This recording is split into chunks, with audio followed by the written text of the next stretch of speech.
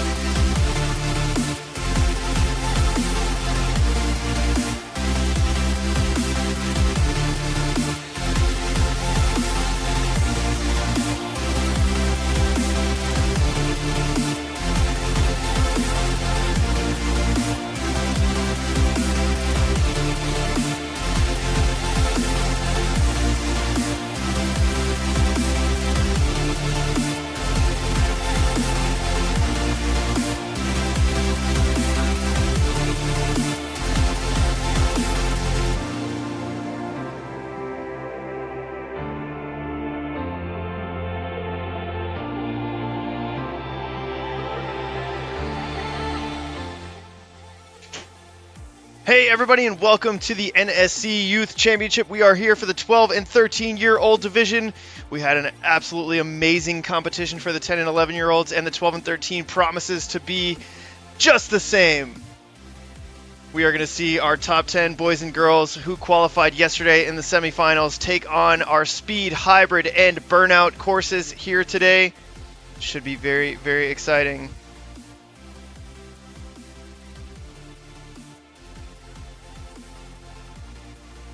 We are here at Obstacle Academy, where the course designed by Hunter Gerard and his staff here.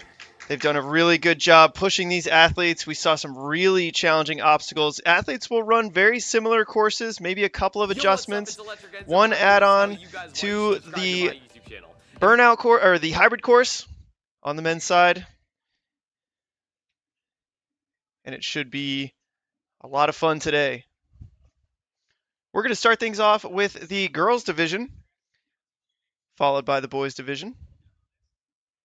And down on the floor, we are getting ready to announce our top 10 girls from yesterday before they take on this difficult hybrid course.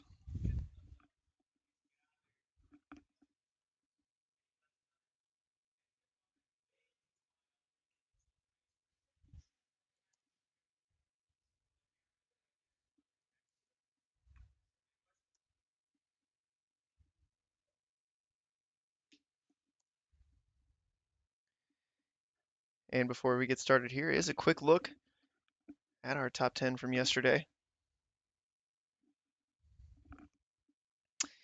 And so we're going to get down to the floor. We're going to head down. So Brian Stratus is standing by. All right, ladies and gentlemen, thank you so much for coming back. Welcome to the Youth Championship NSC. Next, there we go, there we go. All right, starting off, introducing the women's division. Coming up first, get my list out here, of course, got to be ready. All right, first up is going to be Nelly Ziny.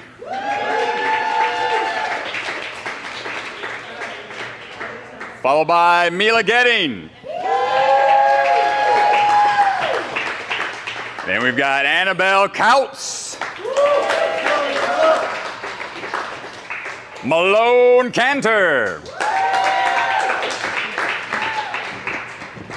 Sophia Krinker Choi. Kinley Jenkins. Savannah Salinas. Lucy Jones. Porter Fanat. And Molly McGovern.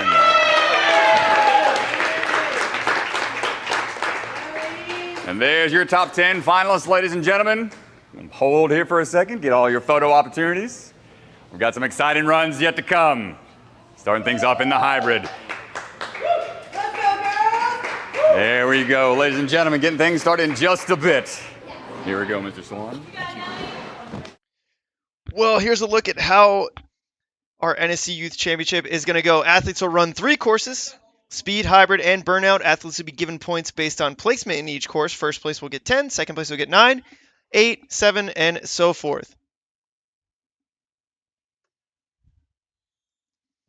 And the tie-breaking procedures: if athletes are tied, we will add the score of their top 2 placements. If they're still tied, we'll take their top placement, and if they are still tied, we'll have to go to the open round, which took place yesterday, or the semifinal round. And we did see in the 10 and 11-year-old age group, we did have to go all the way down to yesterday's hybrid course to see who would take it. And I'm back in the booth, ladies and gentlemen. It's good to be back. Be back here with Mr. DeGangi. And so let's go down to the floor. Ethan Swanson is ready for our first runner, and we're going to get things going down on the floor.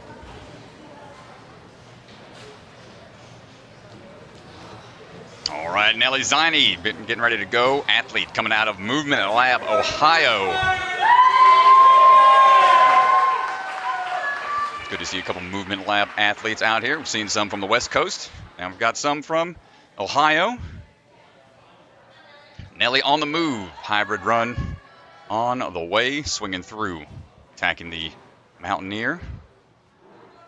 A few alterations out there on some of the courses. Nelly trying to get that sliding apparatus in position before this big swing through for the catch. Those feet up. And step on through. Seen this stepping balance obstacle a little tricky from the runs yesterday. Nelly taking the swing back. Try to control the swing here from a standing position. Step and follow through. Got balance. And the step across. Nice work.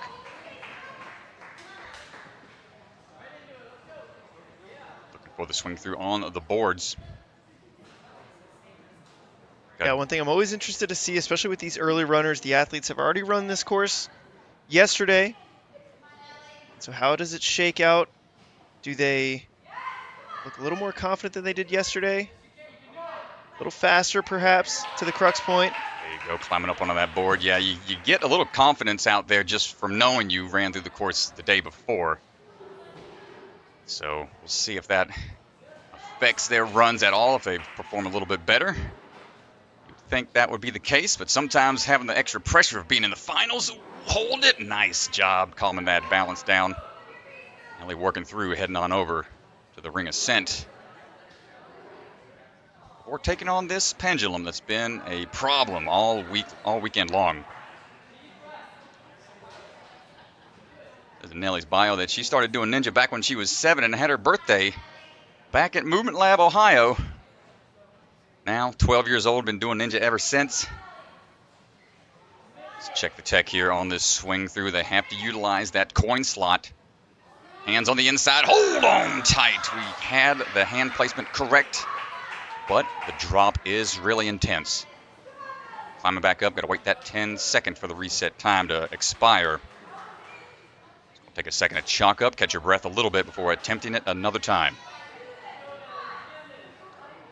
Got Jen Sanders as one of the coaches helping out. Jen and Ryan are traveled out here from Movement Lab of Ohio. Nelly going for this big throw here. Second attempt. Hold it, holding. Not quite able to make the grab. Held on a little longer that time. Third and final attempt coming up. We saw this be a big issue earlier in the other age division. Difficulty level. It's what these athletes are looking for, man. This is what we're giving them. Nelly Ziny, last try here. Up and in. Hold it. Oh, accurate every time, but just couldn't maintain the grip. Nice try. Nelly, that's all her runs for now, but we'll see her back for the speed and burnout in a bit. All right, coming up next will be Mila Getting. Mila coming out of the jungle gym down there in St. Petersburg, Florida. Got Caleb Bergstrom coaching, yelling from the sidelines. Mila swinging in. Got second at the FINA Worlds and sixth at UNA Worlds not too long ago. So probably comfortable competing at the higher level. And those big final events, those big arena-style events can be pretty intimidating, but give you that sense of confidence when you can perform so well in those scenarios. Mila looking strong so far. Going for the big swing through and gets out of the balance obstacle pretty quickly. Nice cat grab onto that pillar. Let's try to get in a good body position for this swing through. Little slippage with the feet, but adjusts accordingly. Yeah, that's a good recovery. Ooh, again with the slip. Sadly couldn't figure that one out. She had the right idea. She was leaning back with the hands on the forward piece of that board. Just needed a little bit more traction with the shoes.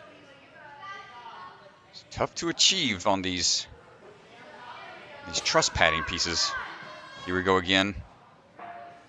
Big launch here. No, she dropped down with the back foot, and that caused the lead leg to follow suit. Fortunate fall there with the momentum falling backwards away from the clear platform. So this is her final attempt here.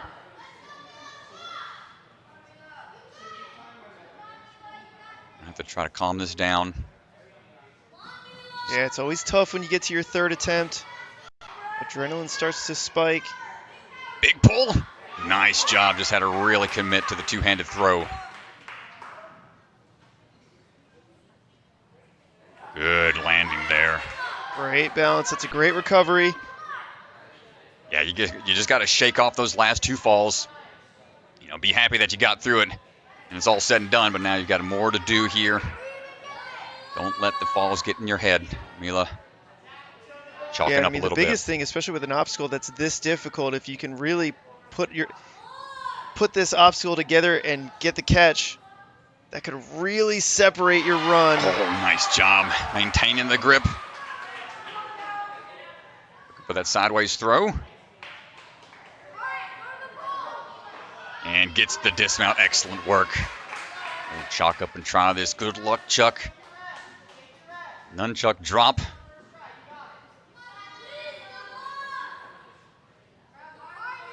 This course has a lot of aggressive moves. Anything that requires you to absorb impact after a drop just really strains those back muscles, those lats, forearms and biceps. Everything's being engaged in a sudden motion. Hold on tight. Keeping the feet up.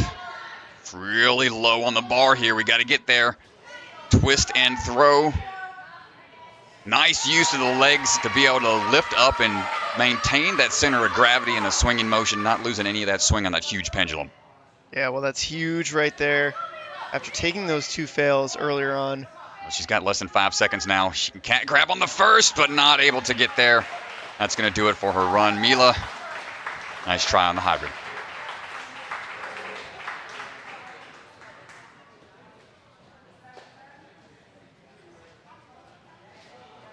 And coming up now is going to be Annabelle Couts.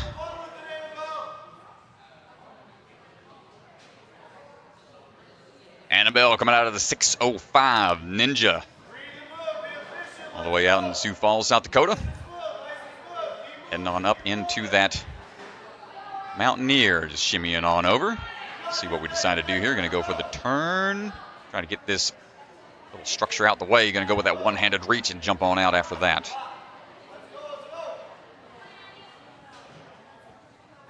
Swinging through, trying to get this sombrero sliding down the track.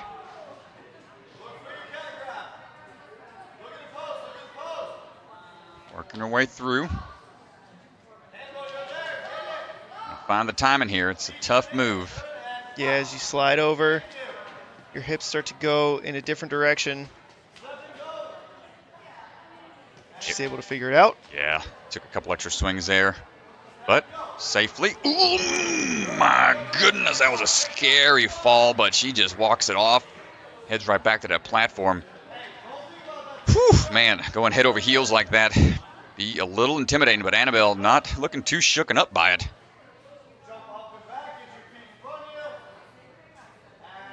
And needed a little bit more momentum and then follows through on it. Nice work.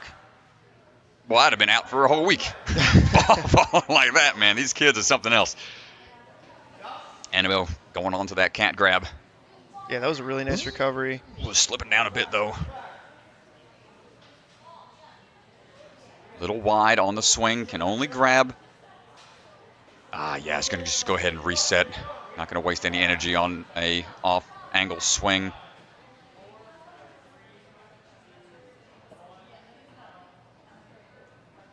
And, getting a little swung around. It needs to be swinging directly.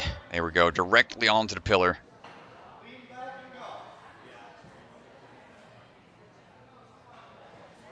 Just going for a bit of an arch swing. Yeah, it's just too much of a off-angle swing here. It needs to be a little bit more lined up for this throw.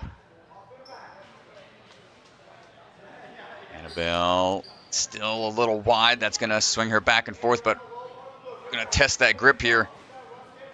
And she's able to get to the top. Now she can line up for this big cat jump. There we go. Going on out of there. Able to figure that out after a couple tries, but short-changed the balance. Coming up on short time in a bit. Coming up about 45 seconds remaining.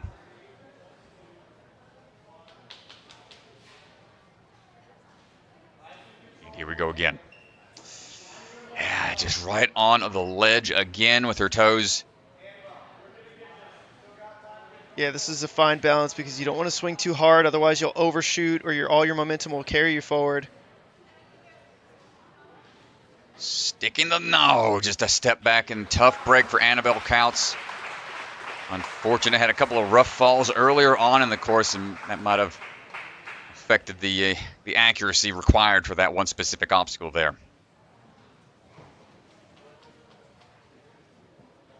All right, up now is going to be Malone Cantor. Malone coming out of the New York Ninja Academy. Has a competitive gymnast background, a level 6 gymnast. But now, competitive rock climber and volleyball player. Branching out in different sports. Rock climbing, definitely one of those sports that translates really well to ninja. Yeah, I got two of the three there, rock climbing and gymnast background. Parkour would be the trifecta of the three other cross-training activities / sports. Malone getting through that sliding obstacle into the balance. Up and over, almost sticking that landing. There we go. Took a couple swings there, but shakes it off. Keeps it cruising.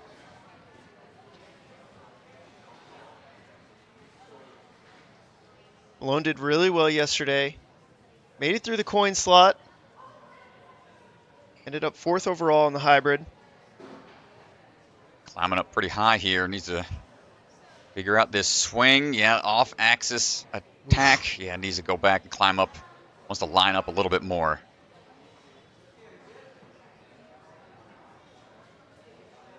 Yeah, just off-axis again. Careful. Yeah, just going to go ahead and take a full reset.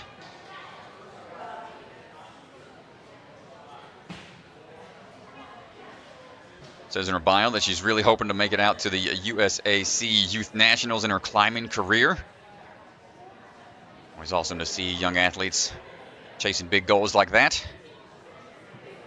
But she is really in an off-axis position. She needs to be lined up a little bit differently. Yeah, and the thing is, there's not anything to grab onto on that blue truss on the other side. You really want to get your hand up to the top. I'd like to see her climb up this pole a little bit. There we go. Climb up the pole a little bit. Get a little higher up for a big swing. There it is. Good job. There it is. Yeah, that top part, the top part of that padding is off limits. They can only have their feet. They can wrap around fully with their hands, but it's very straining to do so. Malone able to figure it out finally. as we work our way through up balance and now the ring climb. We're heading into that pendulum. And nice job coming up on about a minute remaining.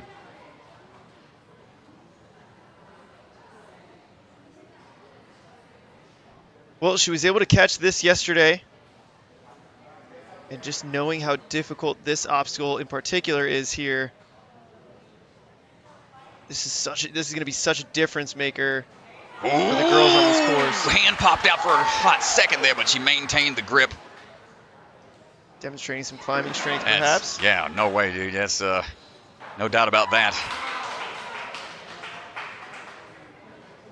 And just continuing on, not taking any breaks. Knows we don't have much time. On to the 30-second timer now. Down to short time. Ooh, catching front-handed grips there. You can see the bar spinning a little bit in that cradle. That's why you see most athletes go with that switch grip. It doesn't allow the bar to spin as easily. But 5 seconds to go.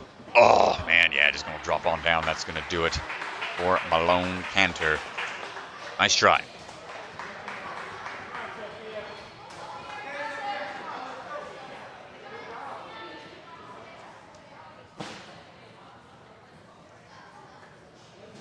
And up now is going to be Sophia Krinker-Choi.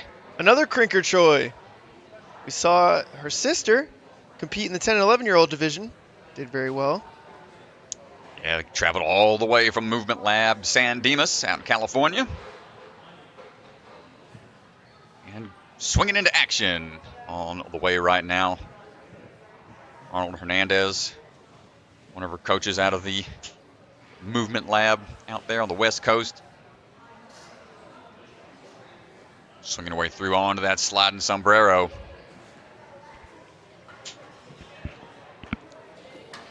And got that figured out real quickly.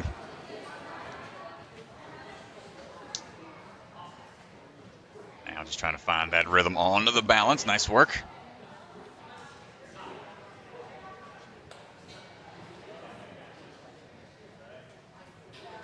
Sophia trying to work her way up the truss, pushes out a little bit. Goes for the full bear hug. Yeah, took a little bit of a hit on the face there, but probably, hopefully okay as we continue that ascent. And we've seen this approach where some athletes like to get to the far side of that column, and make that transition. Able to knock that out. Come on. Ooh, bend in the back and able to make it up that track without falling off. Nice work. Sophia trying to make this ring climb to the platform, and let's see how we do on this pendulum here.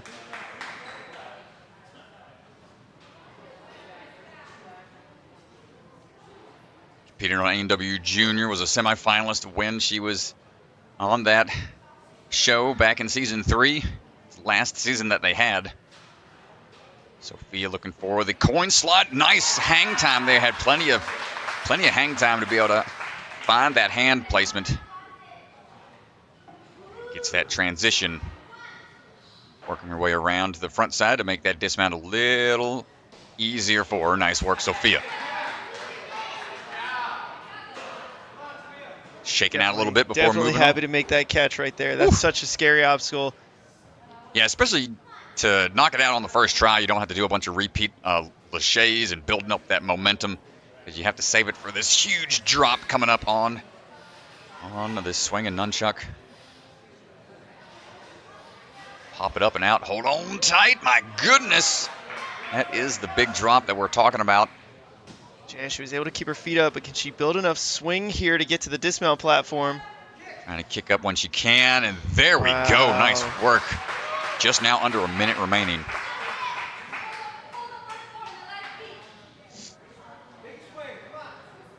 So hands and feet are going to be allowed to grab on to this first board, which is still a pretty far toss. And not quite going to get there. First attempt. It's going to eat into her overall time. Down to 30 seconds. It might be possible. Go from that cat grab, and can only use feet on that next one. You can use your hand and push off the face, but you can't grab on into that cat grab position. Ooh, she tried to lead that with one.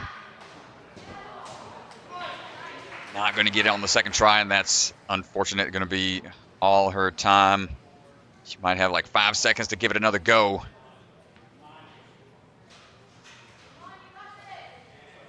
And that's going to do it for a run there, but making it close, almost all the way through. Sophia, nice work.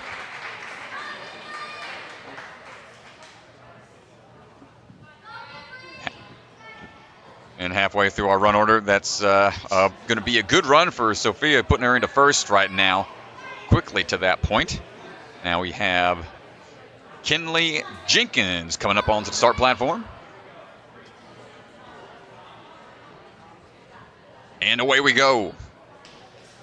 Dropping on down, climbing up into the Mountaineer. 12 years old, got 2 years of experience, started Ninja back when she was 10. Swinging back and forth here, trying to get down the track. It's kind of tricky when you throw those arms forward, but your body's still pulling backwards on that track, but able to get through it quickly. Trying to reset here on balance beam. Yeah, it's tough to do because there's no resistance on those boards unless you're pushing straight down on it. Tough break there. She took a little bit of a hit. Thankfully, it was just one of the straps. Not too disturbed by it. Gonna try again. Kinley. Yeah, I'd like to see her just be a little bit more confident. Oh, man, rough falls. Just looks like right at the point where she wants to let go. She's hesitating just a little bit. She's okay, though. There we go. Take a deep breath. Her coach is here. I think she looked over, got a little bit of advice. This is a tough one, man. If you don't really... Oh, nice work fighting through it. Two attempts, third one was successful. Ooh, it's okay. You can reset there. I'm not going to count against you. Only counts if you fall out on the floor. There we go. To work your way up that pillar just a little bit. Yeah, you want to get nice and high. Nice kick back to be able to swing right over to that board. Side to side shimmy. No, not enough. Well, her feet made it to the platform, but her shoulders didn't come over enough and just couldn't get over. And she just needs to have a little bit more jumping power or put those hands on the far side of the board to really help with the pull through. Get that momentum in the right direction. Making it to the top. Cat grabs are interesting. It's not something Not able to get there. Was using that side corner, hopefully getting there, but I don't know that it's a movement that a lot of ninja gyms like have set up regularly in the gym or. No, I don't think so, because it's only utilized on like spider flips, climbing up truss maybe, I-beam cross, kind of those. But let's see what we got. This is your third final chance, Kinley. Looking for the landing. Gets it that time. Nice work. Not giving up. But just falling off the platform. Probably feeling a little frustrated after a couple falls earlier. See if we can't calm it down just for this one here. 15 seconds. Lock it in, but now we got 10 seconds to get to the top of this platform. Try to secure another point. And there we go. With 4 seconds left, she's just going to jump right into it. That's what I'm talking about. Not wanting to give up just because we're short on time. And throw it into it, almost getting that hold from the back portion of the pendulum. Good heart from Kinley Jenkins. Yeah, just desperation here. Never got the other hand in. It's tough, after taking a bunch of falls earlier in the course, but still showing a lot of guts and fighting through. Trying to snag some more before that time runs out. On the course now, Savannah Salinas. Savannah getting ready to go. Making her way up that platform. Coming all the way from Las Vegas, Nevada, out of the Rhino Ninja Gym. Always a popular spot for ninja athletes whenever they are in town for the filming of Las Vegas finals of American Ninja Warriors. Coming up, and not this coming Monday, but the following Monday after that. Savannah making it through the sliding sombrero here onto the cat grab. Yeah, I remember Strat. Camp Rhino was certainly the spot you would go to if you wanted to like recreate an obstacle or really just get a warm-up in before you ran your course. And before ninja gyms existed, you would go to a playground. I remember we went to Home Depot and bought a bunch of PVC pipes before one of the American Ninja Warrior filmings. You got to make do with what you can, man. This is a different time and age right now. But Savannah trying to get this toss sideways lined up. Oh, okay, we're taking it from there. Nice job. I do wonder if any of the kids went to any backyard courses overnight. Oh, between, yeah, between yesterday and today. Maybe practicing stuff. I wonder who's got some backyard setups out here. They might have just taken some rest after staying in the gym all day, but who knows? These kids are crazy. They go all out all the time. Savannah relaxing a little bit up there, trying to catch her breath.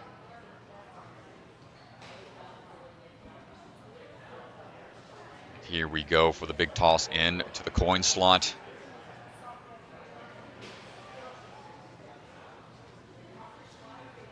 Savannah Salinas building up a lot of momentum. Hold, nice job. Gets on the first try. No fails to this point. Yep, taking some extra swings here to be safe. And 2 to dismount, nice work.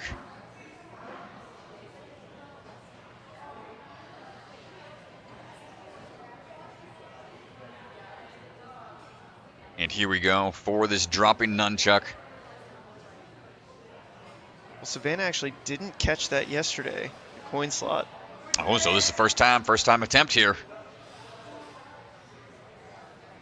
See those thumbs not wrapped around? There we go. You got to close that gate. She's going to go with the front swing here. You want to get a lot of swing to take the slack out. Okay.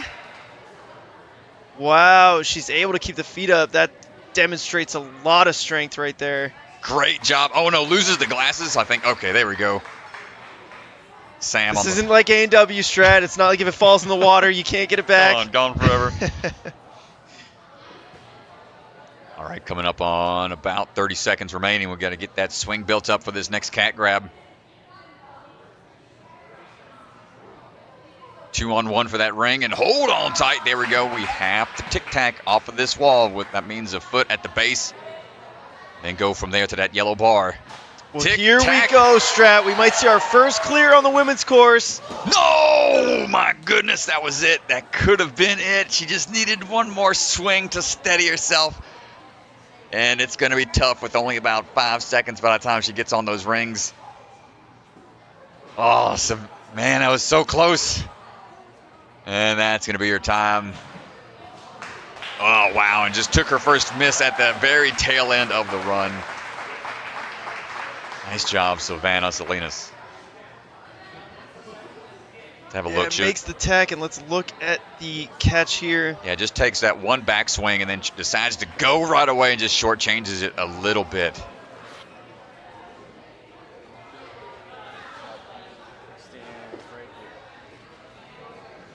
And let's go down to the floor with Ethan, who's standing by with Savannah. Savannah, you got so close to the end of the course. We haven't had any women's buzzers in the hybrid this weekend. What were you thinking going to that last catch? Well, I was thinking, I'm gonna get it. Just one more hold, but it was pretty disappointing when I didn't get it. But yeah, I'm still proud that I made it that far. So pretty proud of myself. You should be. That's been an amazing run. And yesterday you didn't get to the nunchuck drop. Got it first try today. You know, touching something new. Both those two obstacles. Did everything go to plan once you got to the nunchuck? What were you thinking? Yeah, when I got to the nunchuck, that was pretty much my only goal in this course, to get past the cliff hold, just get to the nunchuck. So I'm pretty proud that I, got the nunchuck even. So yeah, it's pretty. Yeah, the coin slot pendulum drop, you got it today. You didn't get it yesterday. What did you do different? Well, I studied a lot before before here yesterday, I studied a lot of the people that got it. I learned that I needed to turn myself in the air so it would be easier to grab. So yeah, it was just a lot of studying before the course today. Well, it worked out great for you, and we're going to see you on speed next. How do you feel about speed? I feel really excited about speed. Yesterday I really liked the course, so I think it's going to be really fun. Awesome. Well, congrats on that run, and good luck on speed and burnout. Thank you.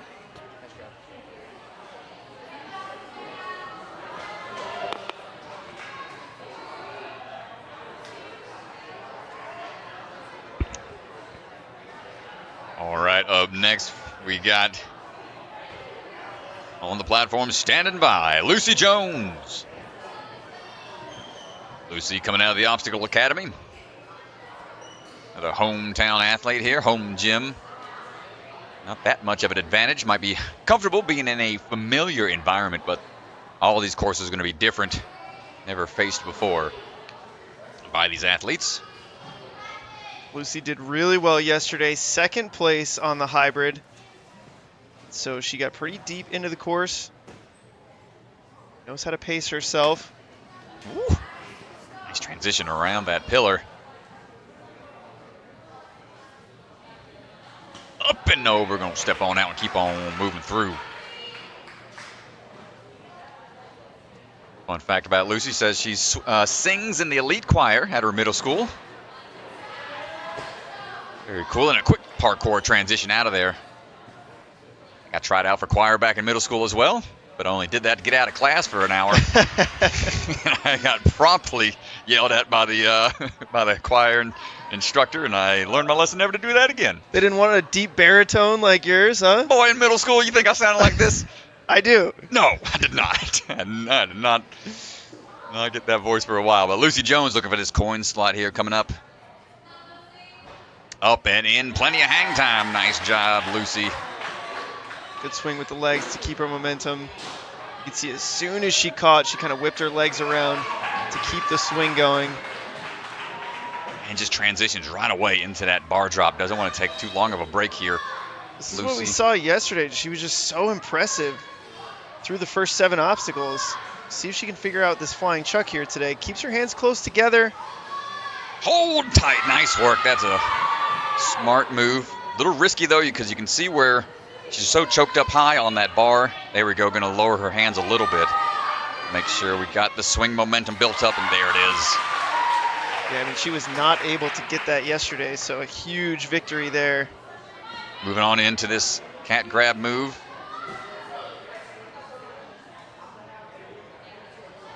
Hasn't fallen anywhere yet. Don't want to jinx her. Oh my gosh, I thought she was going down. Oh my gosh.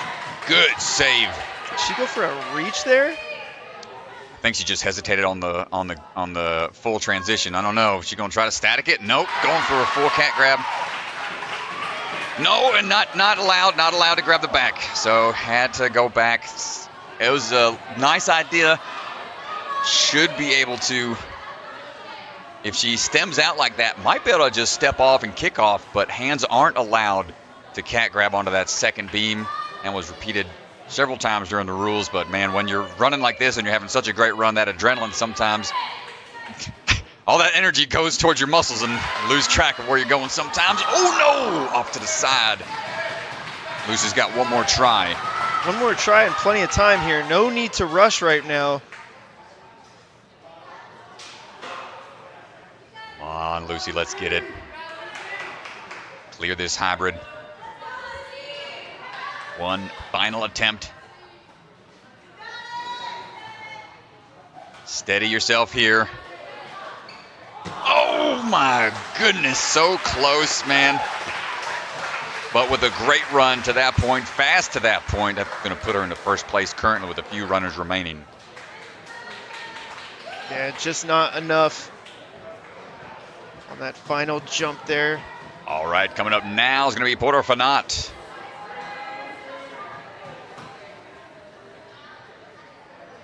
Porter coming out of Ninja Intensity. 2.5 years of experience. Trains out there some of the big name ninjas we've come to know over the years. Caden Lebsack, Max Feinberg. Mr. Intensity John Mall out there. Competed back on season 3 of American Ninja Warrior Jr. Was in the top 10 for the bucket of chalk back in 2022 when she was only 11. 12 and a half years old right now. Working our way through. These sombrero sliders. Skip a ring. Try to fight this slider down the track a little bit. Good transition around.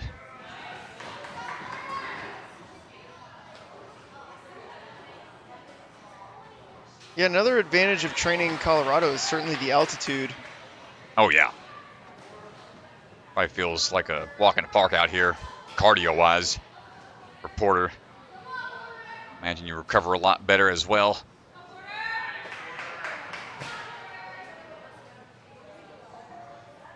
And watch out for this corner throw. Nice job. She's on out of there.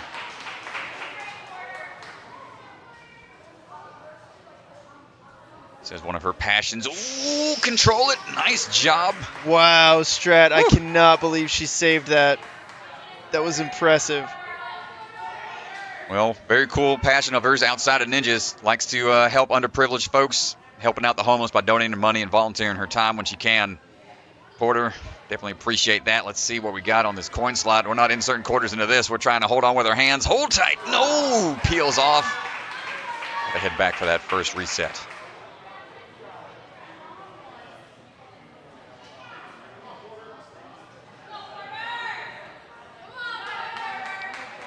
Chalk up one more time.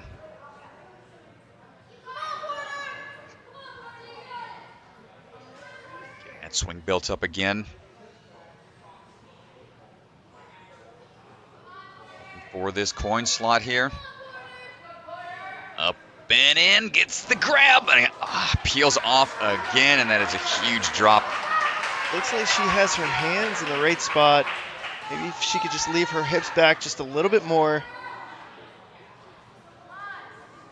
Goes right into it and going to start right away, not holding back. Does that bicycle kick, that 1-2 kick through. Wants to be laid out a little bit. Hold tight that time. There we go. Nicely done. Not quite out of it yet. Grip still being taxed here. There we go. Just now under a minute remaining. We'll chalk up a little bit more before heading to this bar drop. Well, this took her out yesterday.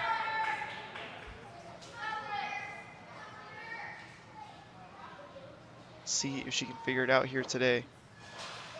Good catch. Going with that wide grip. I think she needs to switch her hands around here, Strat. Oh, there we go. Getting some advice from the crowd. Make sure those hands are switched. Yes! Oh, oof, man, it's a tough fall. Might have time to at least give it a feel. Have less than 10 seconds. Try to make this happen. Look at determination on her face. Come on, Porter, what we got? Catching and on the switch grip transition. The bar just peels out and standing up, laughing it off. Nice job, Porter. Yeah, she was going for just a quick, but you could tell. Oof, grip man. Just giving out there. Yeah, those falls, man, they start to add up and really drain the grip. A nice try from Porter Fanat. And Molly McGovern stepping up to the plate and swinging on in. Our final athlete here in the girls division. Molly Mack on the attack, coming out of Obstacle Ninja Academy down there in Orlando, Florida. Had some great runs yesterday, putting her into this last running slot, first place overall. Hold on tight. Stepping across. Up and over. Yeah, good balance there. Into the pillar. Go. Trying to climb up, find that swing through. No clears yet today on this course, but Molly was the closest yesterday. that rhythm, taking that time to find the hand placement. Lean back, throw. Nice job. The world's strongest ninja for the WNL back in 2020. And second place in the world finals. No, just a little short on that rope transition. We'll see, she's going to reset here.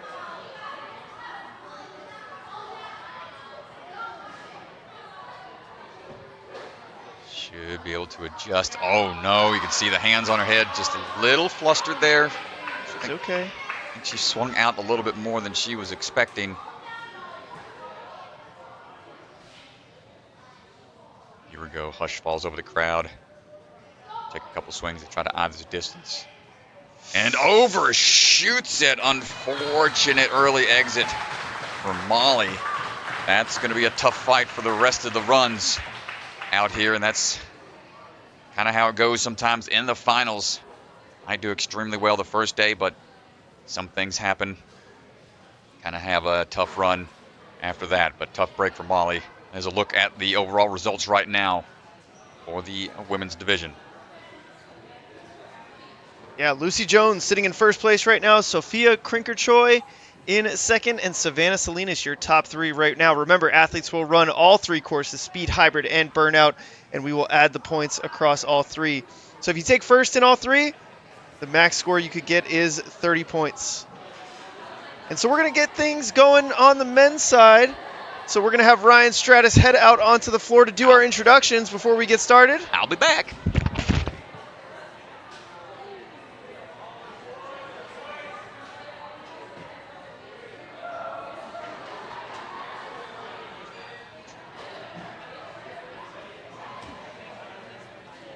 So before we get these hybrid runs going, we are going to start off and meet our athletes.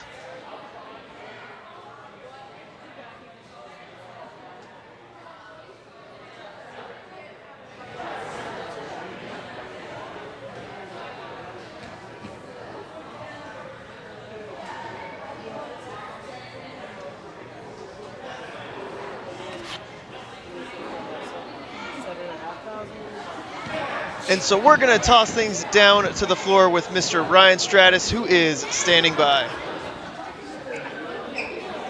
All right, ladies and gentlemen, time for the boys division. Give it up. Here we go. Starting things off, Jeremy Lauf.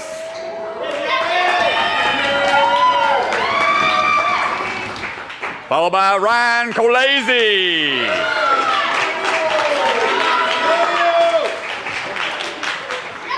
And then Grayson Payne.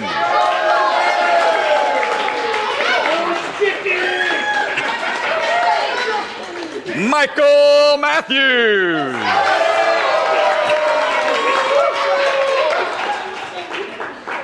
John David Spatola. Max Celebra. Nathaniel Honvu. And Harold Tharp.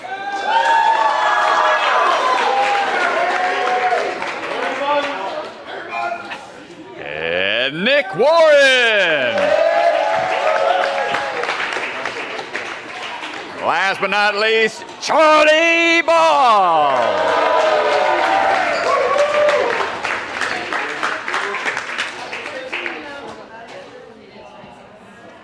All right, so there is a quick look at the boys division. And there's your top 10, ladies and gentlemen. Getting ready for the action for the hybrid coming up in just a second.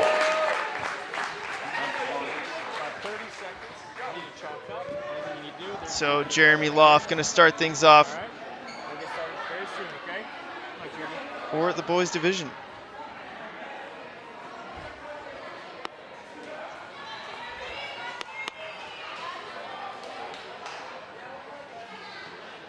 And I'm back. I'm not used to being on the camera out there, man. I'm used to staying back in my little hidey hole back here.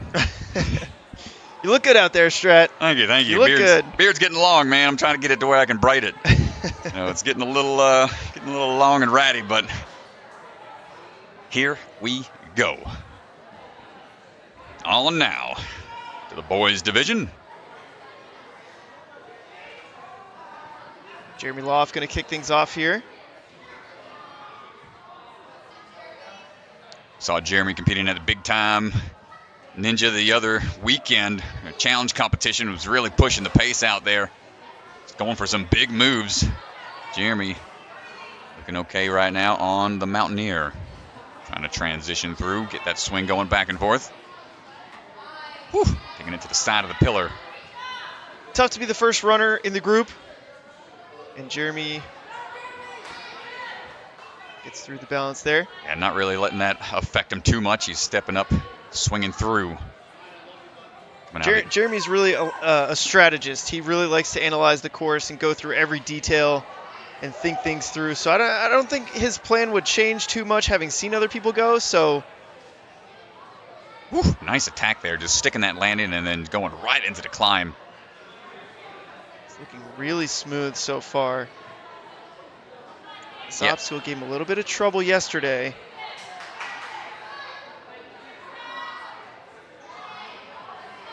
Up and in.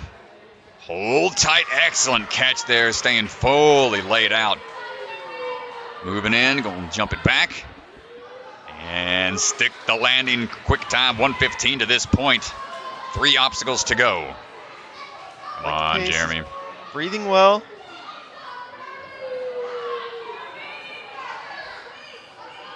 Looking for this nunchuck drop. Hold on tight. See if he can absorb the drop here, get his hips in the right direction. Got his hands in the right place already. Nice work, Jeremy. Yeah, being first, not posing a problem for him right now. You already got that game plan figured out. No need to watch others for beta. If anything, it only helps that you know where to, like, what time to beat. But man, he's putting the pressure on the rest of the field right now. He's got explosive lower body power. Let's go, Jeremy. Hold on tight, buddy. Let's go. Jeremy putting on an extremely impressive run here with almost a full minute and 20 seconds remaining. Got to calm it down. Not waiting long. Dude's just jumping straight into it. He's going for it right here. We saw him working on some crazy skyhook maneuvers. This is similar to what that challenge comp had. Going with some quick moves. Oh my gosh, just getting dumped. Got to be able to put both hands up there to absorb that impact. He's all right. He's going to take a reset here. Yeah, big breath there, buddy. Come on. Hold tight. Catch your breath. Not taking too long. Just got to remove that ring. Take it with him. Put it into that left side. Oh, just a little shy.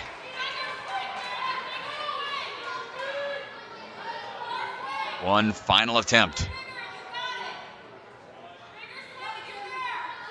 Got time for it. This is a very technical obstacle. You have to have a decent amount of hang time. And accuracy, just a little shy again, but what a great run to lead things off here. Jeremy, nice try. So impressive. No falls until that point. Just couldn't quite figure out this transition.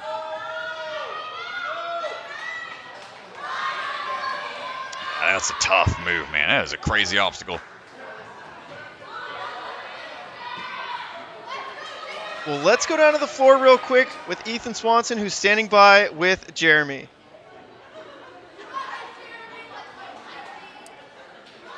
So, Jeremy, I know you're a little out of breath, but you got all the way to the last obstacle, enough time for 3 tries. You're the first person on in 13U. Talk to us about that last obstacle. So it's really difficult. I feel like I needed to get more height on the swing. So then, I had more time to place the ring. I feel like I just didn't have enough time to place the ring, so I just undershot a little. Well, it looked like you were very close on that last attempt, but you're running first, which I'm sure is very nerve-wracking. Talk to us about, what are you thinking before your run? You're the first one to go, and there's a lot of pressure. So, I feel like I just needed to go smooth, not fast. But then I needed to also do really well and with no fails, so I can push the other athletes to try and do their best. Well, I think you succeeded in all of that. You said smooth, not fast. That was smooth and fast. You got to the last stop. There's so much time left. Great job. How are you feeling about speed and burnout coming up? So speed, I feel like I can clean up the rings a little from yesterday, and I feel like I could go potentially sub 30. Well, we can't wait to see it. Sub 30 is the target, and we'll see you there very soon. Okay, thank you. Nice job, man. Nice job, Jeremy. Way to go. First athlete to run and all the way to the last obstacle. That is no small task right there. Yeah, that's the advantage of going first. You can kind of put pressure on the rest of the field and maybe get in their heads a little bit. So great run. Yeah, I think his goal, like he said, was to push the athletes and to put the pressure on, and I think he certainly did that, seeing somebody get to the last obstacle clean especially. Well, here comes our next athlete, another athlete from Ninja Intensity. It's Ryan Colazzi. Nothing lazy about this run, though. He's going to be trying to push the pace as well. Less shirt, more power. As one of the old school ninjas used to rock that quote all the time, Mr. Evan Dollard. Ryan moving quickly here, trying to make these transitions. Going to be a big pull through. Does he skip? Yep, go ahead, pass by that balance. Take some of that uncertainty out of the equation. Up and swings through, looking for that sideways transfer. Ooh, uh-oh. Oh, no. Looks like he might have got hit somewhere. Might have caught his, I'm not sure where he got popped, but like he hesitated for a second as he was coming through. Maybe like a slight leg cramp or something. Couldn't tell, but he's shaking it off. He's cruising right now.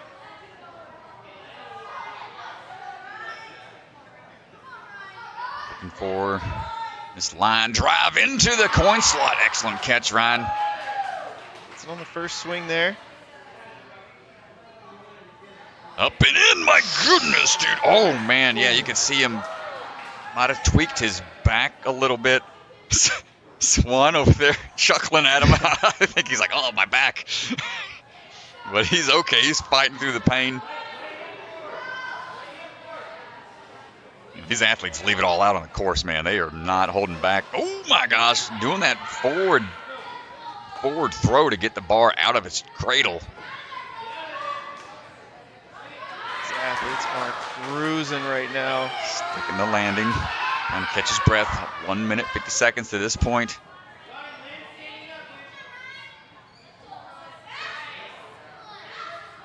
Hold on. Tick, tack, bar.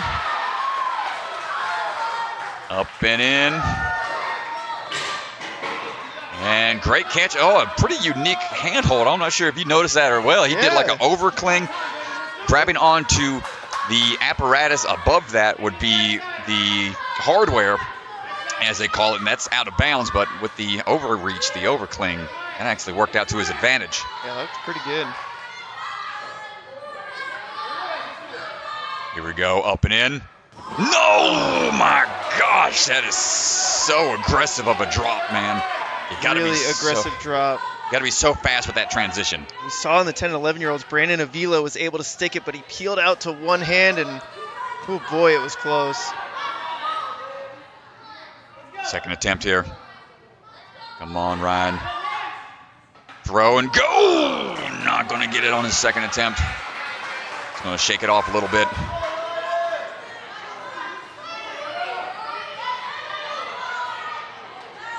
Rhino trying to charge ahead. Third and final attempt here. Oh, not quite able to do it. Third try. That's all she wrote there.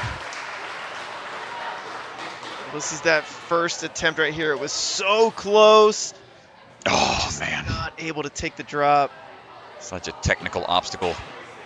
You're seeing more and more magnetized style obstacles being implemented. A lot of moving pieces.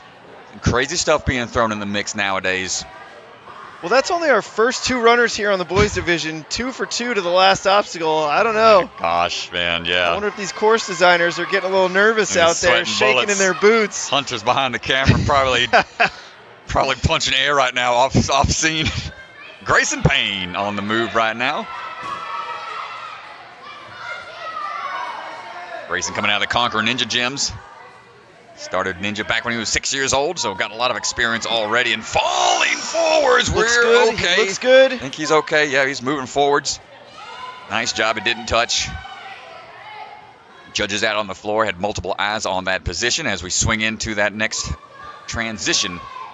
Grayson Payne flying through right on that corner drop. Nice work. 30 seconds to this point. Transitioning up into the ring ascent.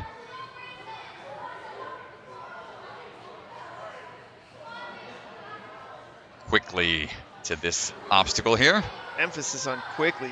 These kids are moving right now. I wonder if that's part of the strategy. Up and in.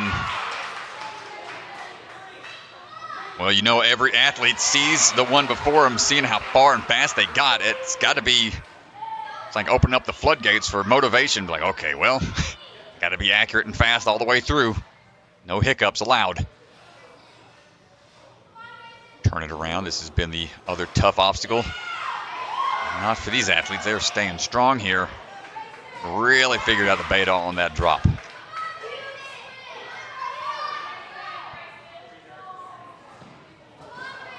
Getting that bicycle kick going. 1-2. No cat grabs allowed here. Tick, tack, bingo. Nice work. Let's get on to this tiny little UFO. He was going for that overcling like he saw Ryan do.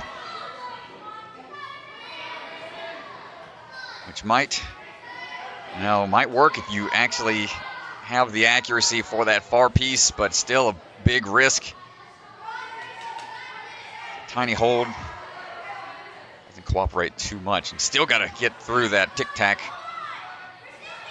And going for the traditional style grab. Making it to the last obstacle. Here we go again. Minute and 10 seconds remain.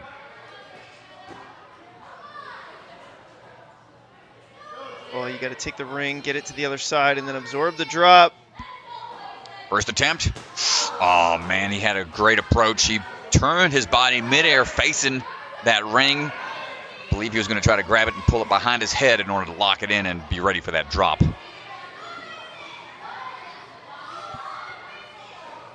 hear the crowd yelling, hold on, hold on. Let's see what we got. Second attempt. Oh, my gosh, he's got it in hand. 30 seconds or so remaining. He's got to straighten out that swing and still make it to the platform.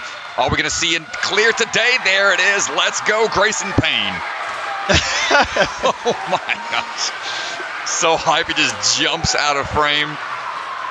And he is dogpiled by the ninjas. They are super hyped for him out there. Oh, the ninjas, Ted swarming. giving him all the celebratory backslaps.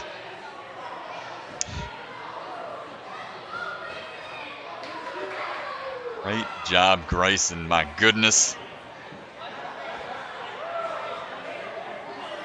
Looks like we're going to hear from him out on the floor. Is going to put Mr. Matthews on ice for a little bit, but let's hear from our first clear. We take a look at this. Right here's good. A little closer. We got camera right here.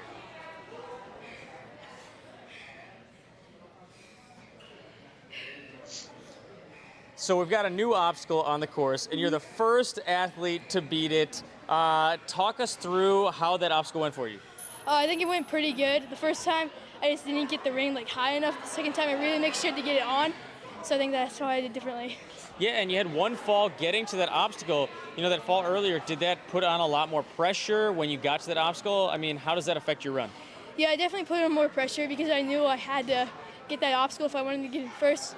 But I made sure it didn't get to my mind and continued doing my thing. Yeah, you did your thing, and it worked out great. I mean, you're sitting in first place right now. I know there's athletes behind you, but we're looking forward to speed and burnout. Which of those two do you think you're going to be better at? I think speed. Yeah. What can we look forward to on your speed run?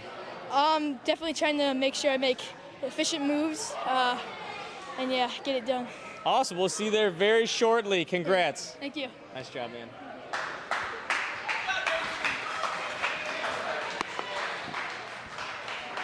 Great stuff out there from Grayson. Up now is going to be Michael Matthews. Yeah, great run. First clear. 3 runners in. We already got a clear strat. Woo-wee, man. NSC is known for difficulty, but these kids, they ain't messing around. Yeah, they came prepared for this one. I don't know whose backyard they went to and set up a coin slot and a Practicing all night long. They ain't got no sleep. Hold on tight, make these transitions through. Mr. Matthews sprinting across. Big swing through dismount. UBW champion from 2022, the Ultimate Backyard Warrior. Old Mike Cooks. Annual competition. Dropping on down. It's been a rock solid Wounded Warrior multi-stage competition that's out in North Carolina. Taking a reset here. Steady. There we go. Take a second here to get that body ready for this coin slot toss. Excellent job. Twist and throw. Take one more backswing for safety. There we go, gets that landing. Here we are for this bar drop.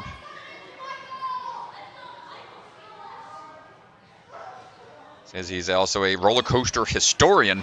And man, just goes right away linking it, almost just popping it out, not taking long to get set. Wonder where he would rank this amongst all the roller coasters he's ridden through the years. Thrill-wise.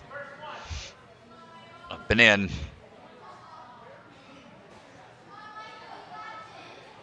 Well, this tack obstacle really hasn't been an issue for the competitors so far. Matching. 1, 2, 3. Linking the throws. Come on, Mr. Matthews. What's up, man? Oh, my gosh. He ain't slowing down. It's like this roller coaster ain't coming off the tracks today.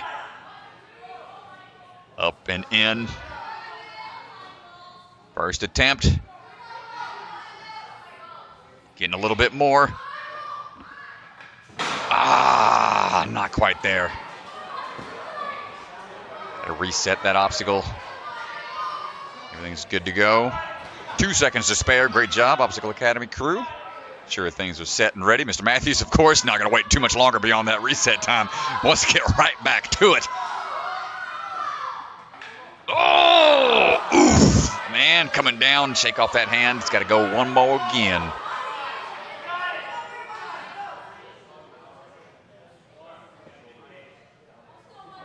Here we go. Third and final attempt. Still time to spare. Out and down, my goodness. Oh, you can see how frustrated he is with that one.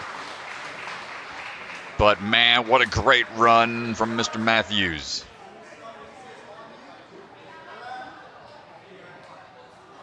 Had the swing built up, but just didn't have the time to be able to follow through with the other hand before it started falling on him. Tough break, but what a breakneck pace to that point.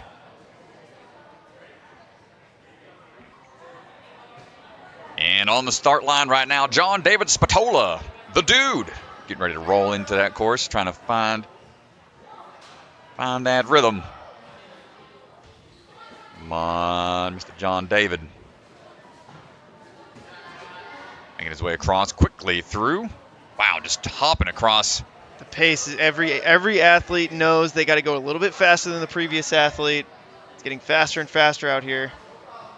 Oh no, John David. Oh, unfortunate slip there. Gotta wait those 10 seconds. Start again. Sure, on an obstacle like that, it feels like forever taking that 10 seconds. Yeah. Try to be a little more cautious here for this transition. There we go. Representing USA Ninja Challenge out of Durham, North Carolina. Making that balance lane no problem. Up the ring ascent. Over on his Instagram page, he does a lache a day. He's got over 1,000 laches.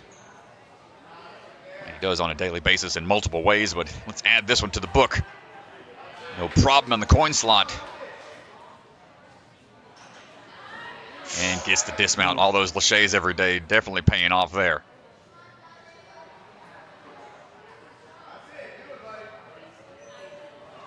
Trying to calm it down a little bit with the breathing.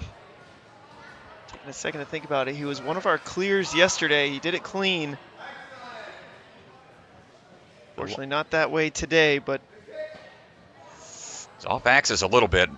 But thankfully, there's a wide platform for him to land on. And going right away. Got a coach, a cheery Acha, out there yelling from the sidelines. 1, 2, through. All the way. Come on, buddy. Work it down the track a little bit.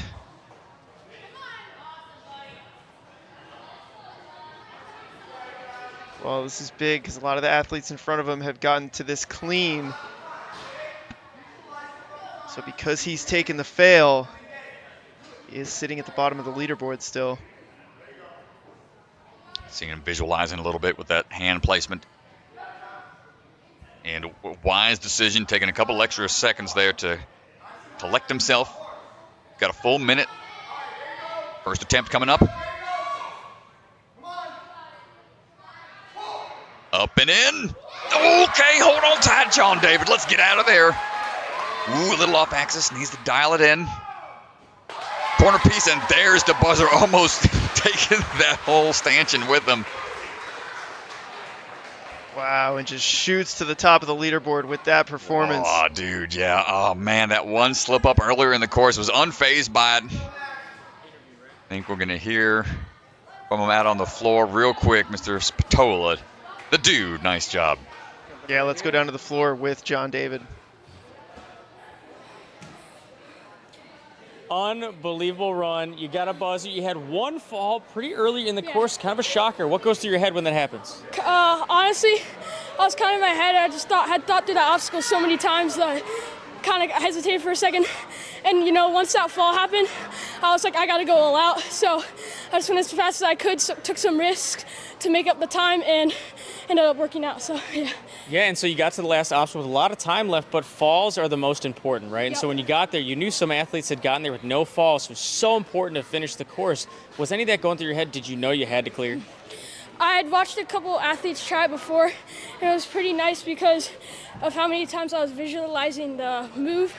So luckily didn't have to take that many tries because my coach was teaching me, texting me, practicing over and over in my head, and it ended up working out.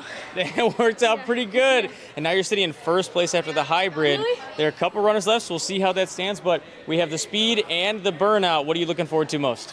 Probably the speed, you know. I'm just going to go all out, try my best, try to win a championship. So. Yeah, that's what we're trying to do here, so hopefully you can, and we'll see you on the speed in just a little bit. Yeah, thank you. Nice job, man. Thank you. Great job, John David Spatola.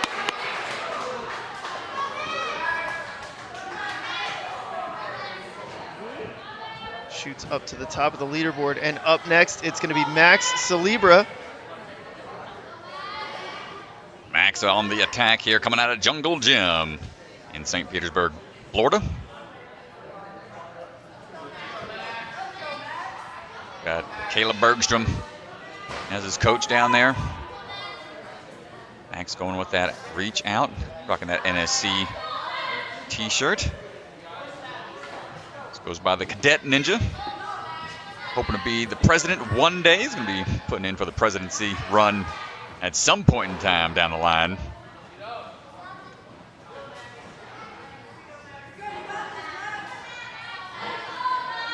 Swinging through for that transition.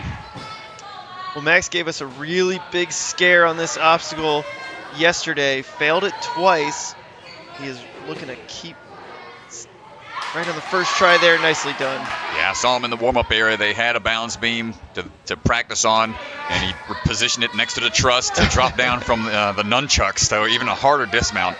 So nice way to practice that. And oh no, a little short-changed on the coin slot. Have to stand by and try again here. Going right into it. And lays out a little bit and able to hold on that time. And links that transition.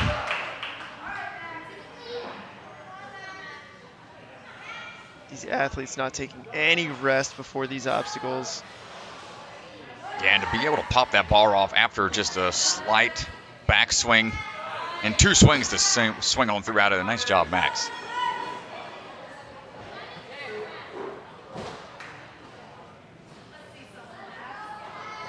Building up that momentum. Tick-tack and big grab and linking the throw. He knows he's got to try to make up some time. Well, he wants 3 full attempts if he needs it here. Don't want time to be an issue. Try number 1 coming up. Swinging into it and not able to keep it straight. Kind of lost control of it a little bit as he was trying to grab on with the backhand. Try number 2 coming up.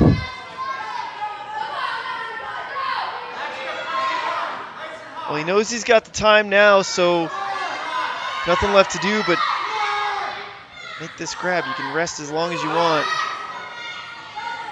Leading with 1. Oh, tough fall there. Walk his way back to the start platform. Again, because of how successful a lot of these athletes have been, taking that fall in the coin slot, it has him at the bottom of the leaderboard right now. So making this catch would be absolutely massive. Third and final attempt here. What's we got?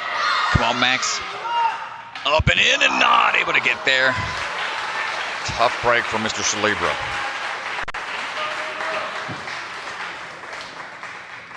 Was able to clean up that run from yesterday a bit on the balance, but a little hang up on that coin slot.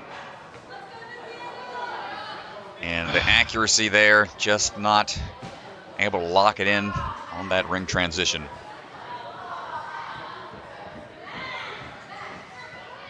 Getting ready to go right now, Nathaniel Honvu. Ninja New Team on the move. Making his way down and trying to transition through that slider. No problem on that cat grab. Trains a lot out of the Barry's Ohio gyms. Up and over. Taller athlete. Gonna make use of that height when he can. Been on A&W Junior twice. Medalist the 2 times. Oh no. Foot came down, just not quite enough jump off the truss. Let's see, goes a little bit of urgency here.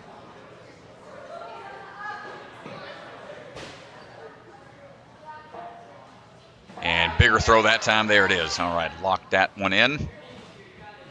Daniel Honvu dropping down, controlling that balance.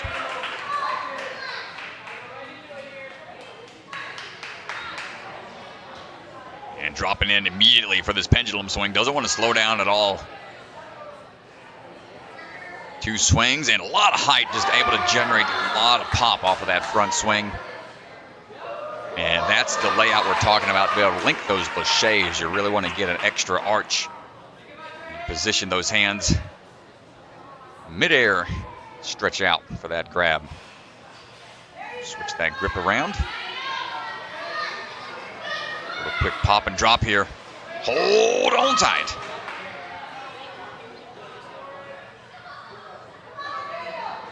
Trying to get that swing built up. That taller athlete's going to have a harder time sometimes swinging those legs through. See how he does on this cat. Not a cat grab anymore, but tic-tac only. He is a taller athlete, and so he might feel a little cramped, honestly, in here. This is going to be... Ooh, yeah, you're right. It's the tough transition off that ring swing. I think this is going to be a little tough. I mean, some of the shorter athletes, they have some room to work with, but being so tall, he's going to have to get his leg to the next hold quickly. This might actually work as a little bit of a disadvantage. Up and in, almost just steps off of it, doesn't even need to jump. Okay, nice grab.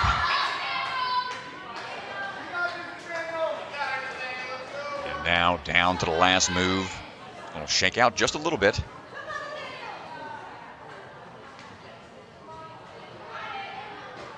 All right, here we go, heading up into that ring transition. First attempt. Had a good body position for it. But needs to lift that ring out of its cradle a little bit more and really over-exaggerate that transition. because they're falling as they grab that ring. Don't have enough height for that transition, so they're just coming up short every time. Again, just right down to it. Oh, he's only got a few seconds left, and unfortunately not going to have enough time. Yeah, that's a tough break there. Nathaniel Hanvu. Nice try.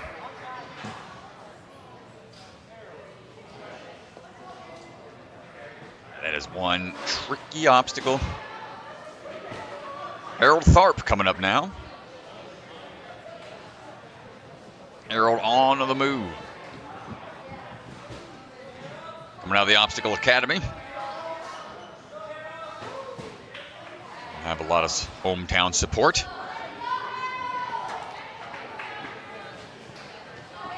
Four years of competitive experience in the WNL. No problem on that transition. We'll see a lot more skipping that, I'm sure. Yeah, I mean, why risk it? Yeah. Just go right over it. Seems easy enough for them. Quick transition out of that cat grab. Harold looking for that landing. No, too much leaning forwards. Harold was able to clear yesterday. One fail.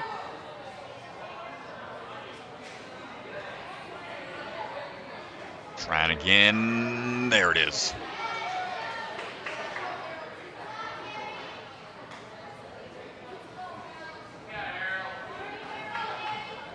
Up and in.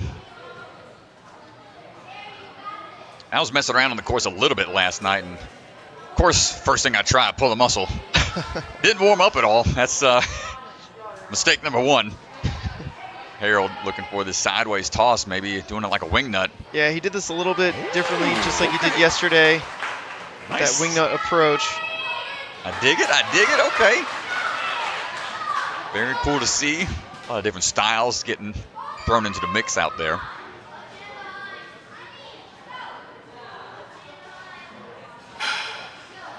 Good catch, hands are already in that good body position for the drop down.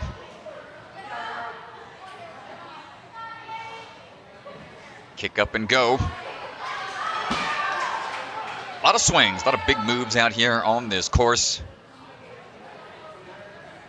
Seems to be what most of the youth athletes seem to enjoy. A lot of big throws, big moves. That's what we're providing for them today. Harold looking for this tic-tac. 1, 2, leaning into it, not using that hand. Oh no, maybe so. I couldn't tell from our angle, but Swan had eyes on the floor. Said something was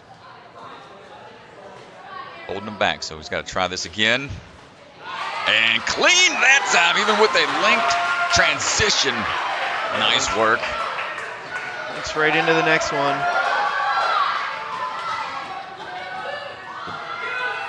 Put him in a good position still if he gets a clear. Up and in, first try, gets it on his first. Kicking around, his off axis a little bit, needs to straighten out. Gotta be patient here, wait for that swing.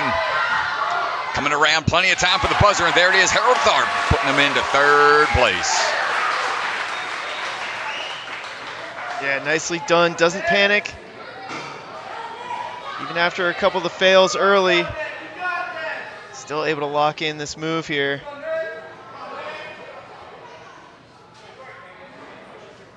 Nicely done. Yeah, that's a nice job to make that catch there. Harold Tharp looking sharp out there. Next athlete now is going to be Nick Warren. Down to our final two. Nick Warren kicking on through.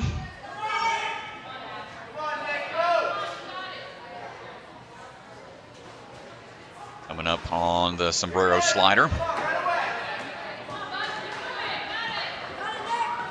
Got 6 years of ninja experience. Been training since he was 7 years old. Plays a lot of different sports, into basketball,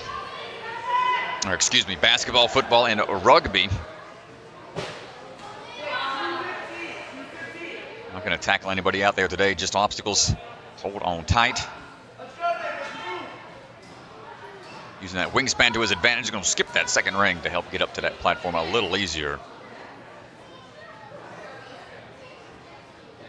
2 swings and links it on the first. And one-handed okay, just nonchalant, just hanging out. Nice job, Mr. Warren. That was impressive and nice lead out off the trapeze as well. Just not taking any extra swings, cutting out all the extra guesswork. Beautifully done there. On out to the tic-tac. Side to side.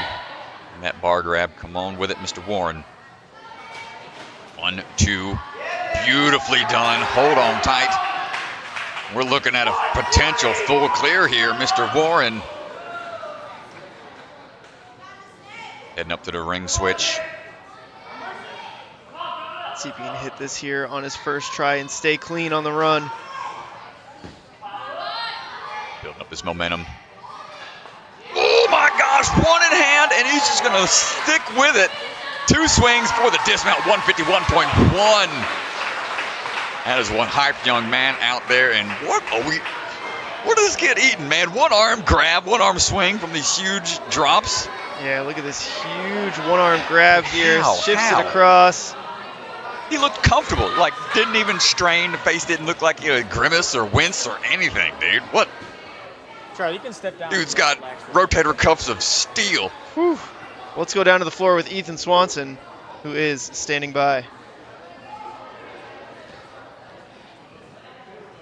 Nick, that was unbelievable. Clean run, the first buzzer with no falls, a 151. The time limit was 3:30. Did you even know that? No. No, I didn't. What did you do different out there? I mean, you looked like you were flawless. Did anything not go to plan?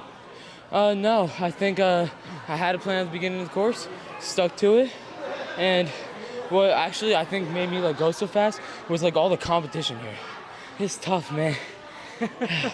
They might be saying the same thing about you. Yeah, you guys all pushing each other, and we got 2 more courses left, speed and burnout. How do you feel about speed and burnout? I think I'm gonna do good. We'll see how it goes. We will see how it goes. Unbelievable start. I know Charlie is still yet to run, but you're sitting in first place as it stands. Oh, that means a lot. Congrats, man. Thank you.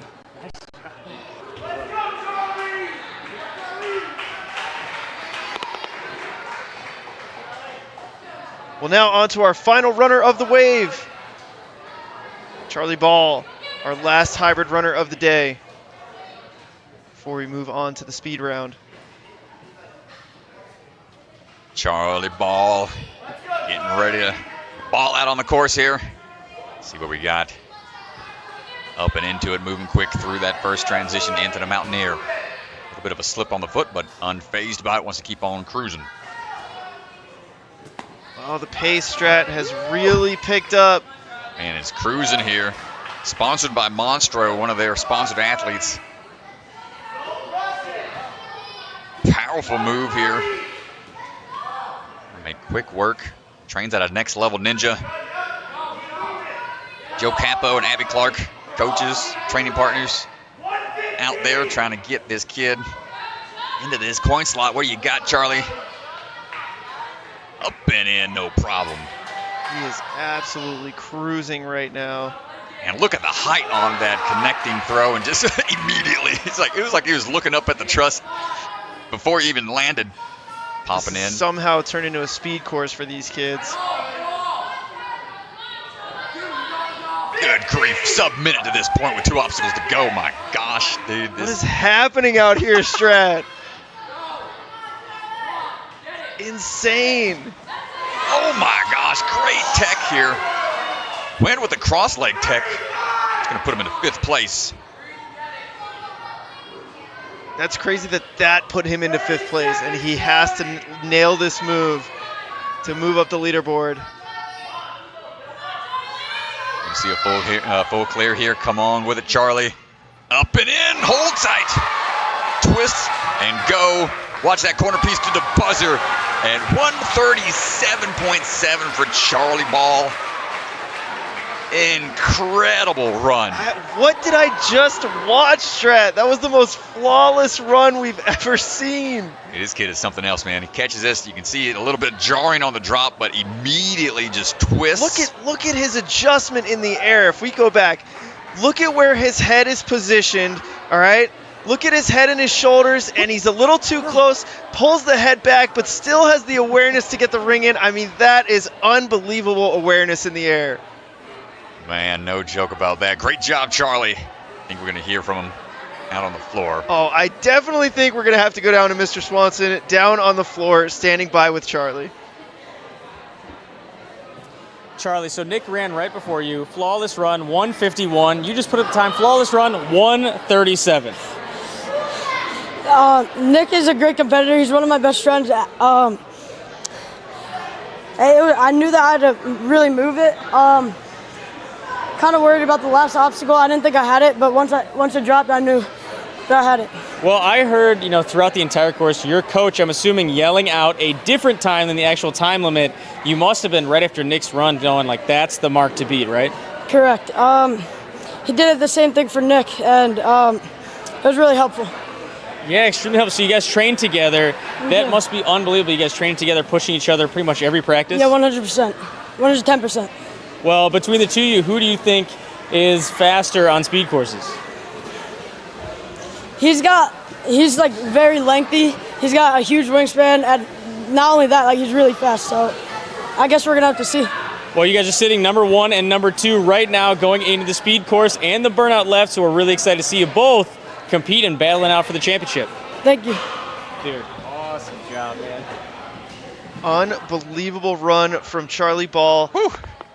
I mean, that kid just flew. I mean, I thought Nick before him had a flawless run, but Charlie just upped the ante right there, and this is going to be an absolute battle going forward. But here is your leaderboard right now. Charlie Ball, Nick Warren, John David Spatola are your top 3. Oh, man, Strat, this is going to be a tight race to the finish. Yeah, talk about intense, man. We've got some close races coming up. We got the speed round just up in a bit. They're going to be making some adjustments out there. But, yeah, it's gonna be interesting to see how it all shakes out at the end of the day. So we're going to take a quick break. We're going to get things set up for the speed round, get our pads moved, get cameras moved, and we will be back.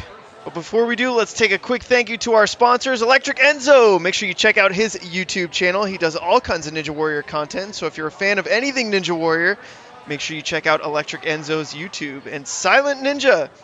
Ninja holds for your gym, for your backyard, for really any occasion. Check out Silent Ninja, silentkninja.com.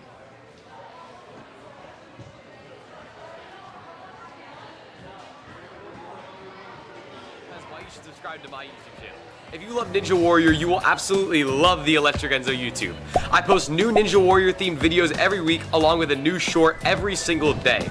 These videos span from Ninja Warrior game shows to challenges with Ninja Warrior champions to learning new skills and flips. This channel is built for the Ninja Warrior superfan of all ages, so go hit subscribe today for some electric content.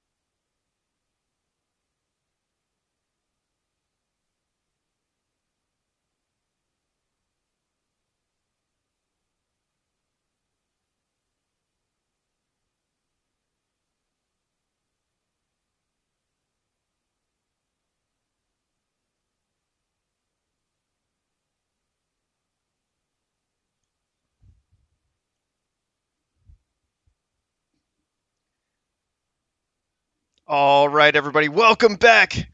We are here for the 12 and 13-year-olds. We're about to get started with the speed course runs.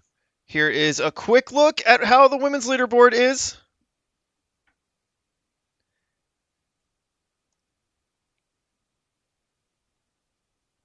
Lucy Jones in first place, Sophia Krinker-Choi and Savannah Salinas, your top three right now. Remember, points will be added across all three courses to determine the winner. So this speed course run coming up, very, very important. Yeah, every round's gonna matter in the long run.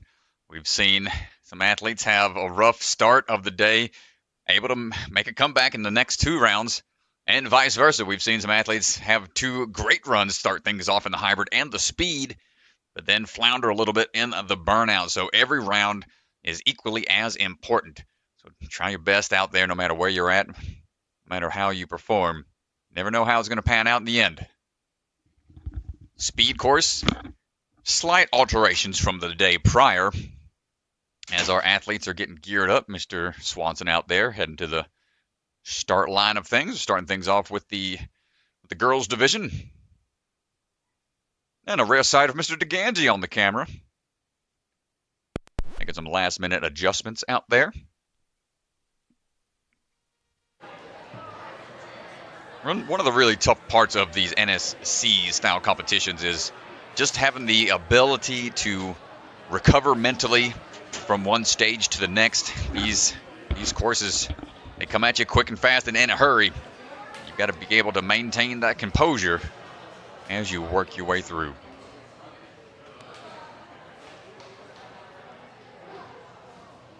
And here we go. First up, I just changed.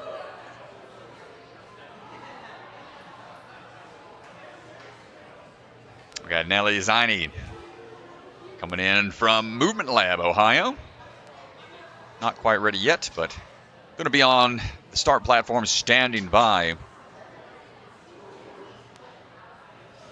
Just now joining us, I'm Ryan Stratus, commentator for the Ninja Sport Network. Longtime American Ninja Warrior athlete. Alongside Mr. DeGangi, who's operating the live stream technical side of things. Got any questions for us? Feel free to chime in the chat. We'll do our best to respond. Help out when we can.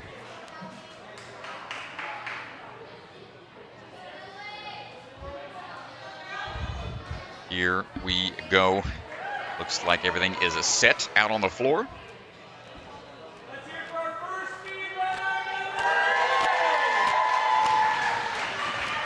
Nelly Ziny. Get ready to go. Coming out of Movement Lab, Ohio. Stepping up those platforms and into this offset ring transfer. A couple offset moves there. Going to make it in and drop on down to these two trampolines. No cat grab required. He's going to go ahead and run across that platform. Big up and in, dropping down. Going to slide down that track and quick dismount. Nelly, coached by Jen Sanders. Jen and Ryan both traveled down out here from Movement Lab, Ohio. Grab and hold. Not going to be able to maintain the grip on that first move. Wishbones. Tough grab. Got to make sure you got a higher grip on those wishbones. Hold tight. There's the first move.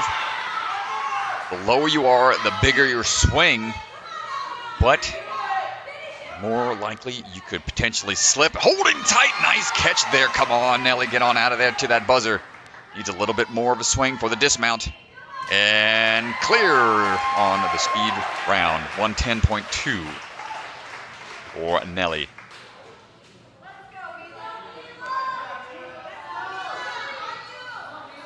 And up next is going to be Mila Getting. Mila on the attack right now. Coming out of the jungle gym. Swinging through. Looking relaxed on that rope transition. Quick run across up into this Lachey lane. Up and sliding down the track a little bit. Going to make sure we're good on that dismount. Speed is all about efficiency. Don't get any, you still get your resets. Retry system still in play here if you need it. 5-second reset time. And nice Mila getting all the way to the buzzer quickly without any resets. 38 seconds flat. That's a tough time to beat. Let's see how the rest of the field responds to that quick time. Annabelle Couts getting ready to go.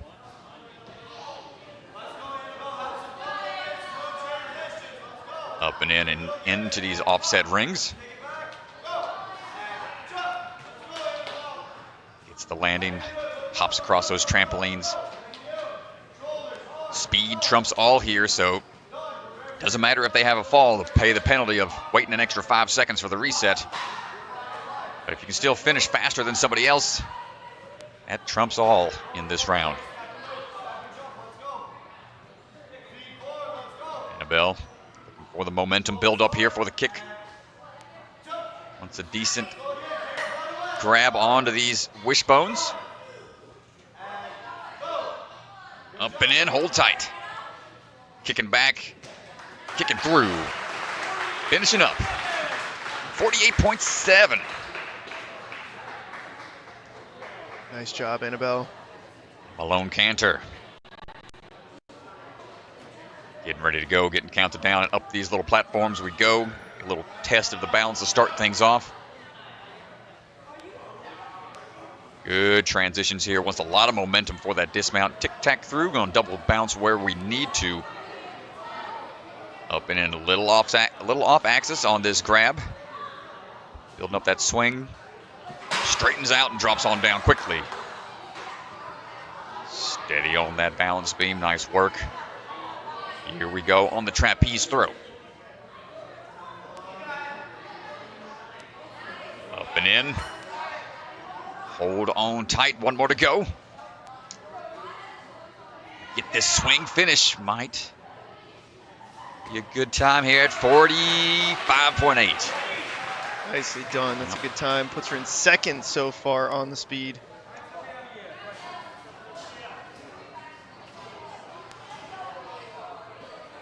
And now Sophia Krinker-Choi ready to go. Stepping up those platforms into the ring transitions. Stay low on that rope or to help get that momentum built up all the way as we leap our way up into this ring slide. Pop it down that track, keep it going. Nice transition, leaping out.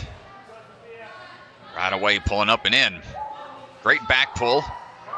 Oh, you can see, I think she wanted to go on that one. But decides against it. Wants to be safe here. Big underbar kick up to get that momentum built up a little easier. And yeah, that bicycle kick, diving for the buzzer, that's going to count. Nice job. 45.4 seconds. Second in the hybrid. Second right now on speed, putting her in a really strong position. Yeah, looking really good so far. Kinley Jenkins getting ready to go, coming out of the Warrior Factory in Syracuse. Reaching up and over for these offset rings. Lines up for that dismount, no problem there. B lines it over. Oh, to the trampolines, an unfortunate miss there. Tough fall, face planting onto the platform. See, those trampolines aren't the most stable. That's part of it. Still got to be accurate with those landings. Kinley heading up now for that ring slide. Take one backswing. One or two, getting a little stuck on the track, but we're okay. Going to keep on moving.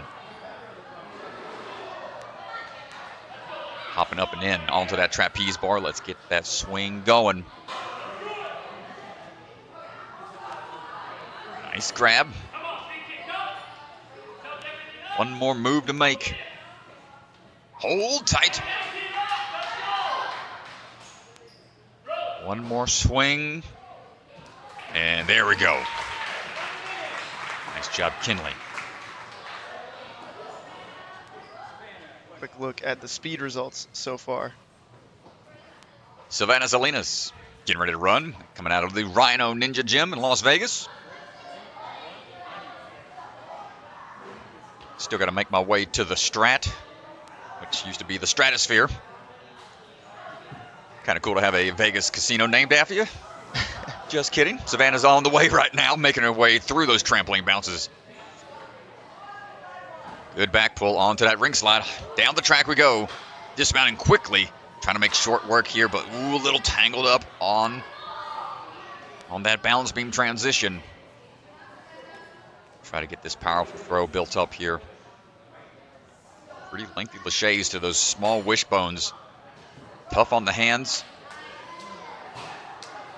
But swinging through, going to be close to sub 40. Going to be 40.8. Good run right there out of Savannah.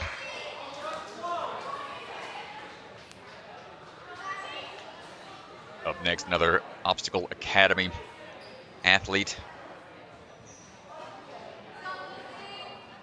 Lucy Jones on standby at the start platform.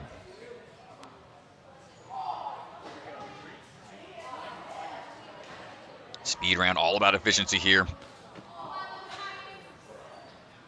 Ooh, going with the match tech, trying to be quick on the match and the lock-offs, and being a little flustered out there, unfortunately. Cut the corner here on the trampoline bounces. Gonna try to make up for some lost time. Lucy building up that swing with that double kick.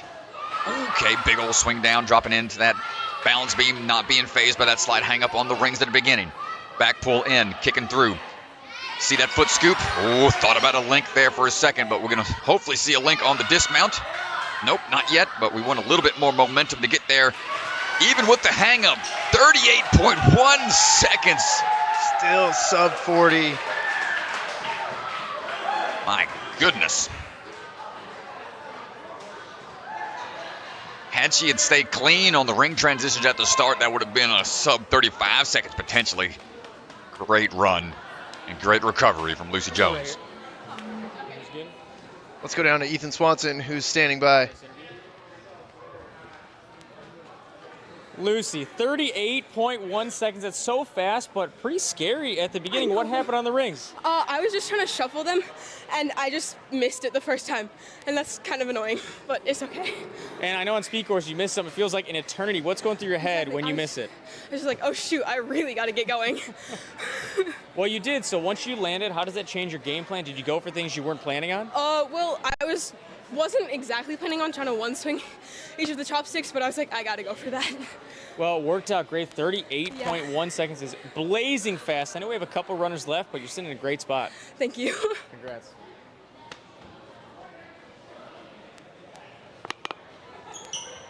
Yeah, nicely done. Lucy Jones even getting hung up a little bit. She's still able to secure the second fastest time so far. And now Porter on the starting line. Yep, Porter Fanat getting ready to go. Went out Ninja Intensity out there in Castle Rock, Colorado.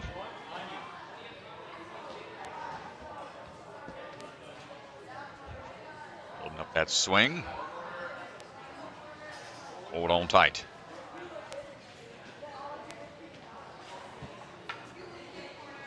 Back and forth we go. Crooked, but able to fix it. Yeah, great job being able to pull through strongly at the base of that swing in order to line up that transition. Hopping in, nice work. Check that foot scoop. High grab. Ooh, my gosh, a little bit of a folding chair fall. He's okay. She was trying to go for a big throw there to potentially link. Not sure if she's going to try that method again or just go for a standard two swing tech here. Played a little safer to get that buzzer. There it is, 50.3 for Porter Fanat. Yeah, that would have been absolutely massive if she was able to hit that. Yeah, we haven't seen anybody be able to link that last transition. It's a tough move to make for sure. Up now is going to be Molly McGovern. Molly Mack on the attack, heading up that platform into the ring swing. Offset a little bit. Makes that swing through. Quick transition. Tic-tacking off those trampolines. Ring grab, slide it down, forcing it to that end position. Shimmy on over. Double leg kick, that bicycle kick, going to build up that momentum quickly. Two swings is all she needs. Ooh, thought about it, maybe this one, who knows? Maybe wants to play it safe. She can play it safe. She still have extremely fast time, 33.4. And there she goes, flexed on them. Molly hyped up about that, taking first place in speed. That's going to bump her up from that 9th place in hybrid. So overall now sitting in 5th place. What a great run. Yeah, Molly McGovern, first place on speed. Again, 9th place on hybrid, so that is absolutely massive heading into burnout. Let's go down to Ethan Swanson. Fastest time on speed by a lot, and I know your hybrid run wasn't the run you wanted. How important was that run right there? So important. I can't even explain. I am so grateful, and it's just been such a fun time being here today and yesterday. Well, it's not over yet. We got burnout left, and right now you're sitting in 5th place going into the burnout. How are you on burnout courses? Well, I don't know how much I've been training for it, but I am looking forward to it and hoping to see my best. Yeah, we hope to see that too. I mean, talk us through your speed course a little bit. How did you go so much faster than everybody else? 5 seconds faster than second fastest. Well, I mean, I had to think about it. I was like, you know what, I gotta push. And I was just going through my head, and I was like, you know what, I'm coming back. Well, you certainly did. First place on the speed going into burnout. Good luck on the burnout. Thank you so much. Nice job. Well, let's just take a quick look at the leaderboard real quick. Lucy Jones, Mila Getting, and Sophia Krinker-Choi, our top 3. Molly McGovern with a huge performance in the speed. She is looking at breaking into that top 3. She's going to need a good burnout performance, but as you just heard, not training it as much as maybe she would like, but she's excited to give it a try. Here is a look at your top 10. Yeah, it just goes to show how important every round is. Have a tough round to begin with, still salvage it. Just keep that head up and keep on cruising. But back down to the starting line. Jeremy Loff is going to kick things off on the men's side. Said in his interview during the hybrid that he wants to go sub 30 here. That's the goal. Sub 30, my goodness, that is a lofty goal, but man, he's going to be giving it his all here. Love to see it. He's going to try to put the pressure again. He set a great pace out the gate on the hybrid. I think that had a huge thing to do with all the other athletes, and man, he is cruising right now. He's going to have to link these. Staying low on those grabs.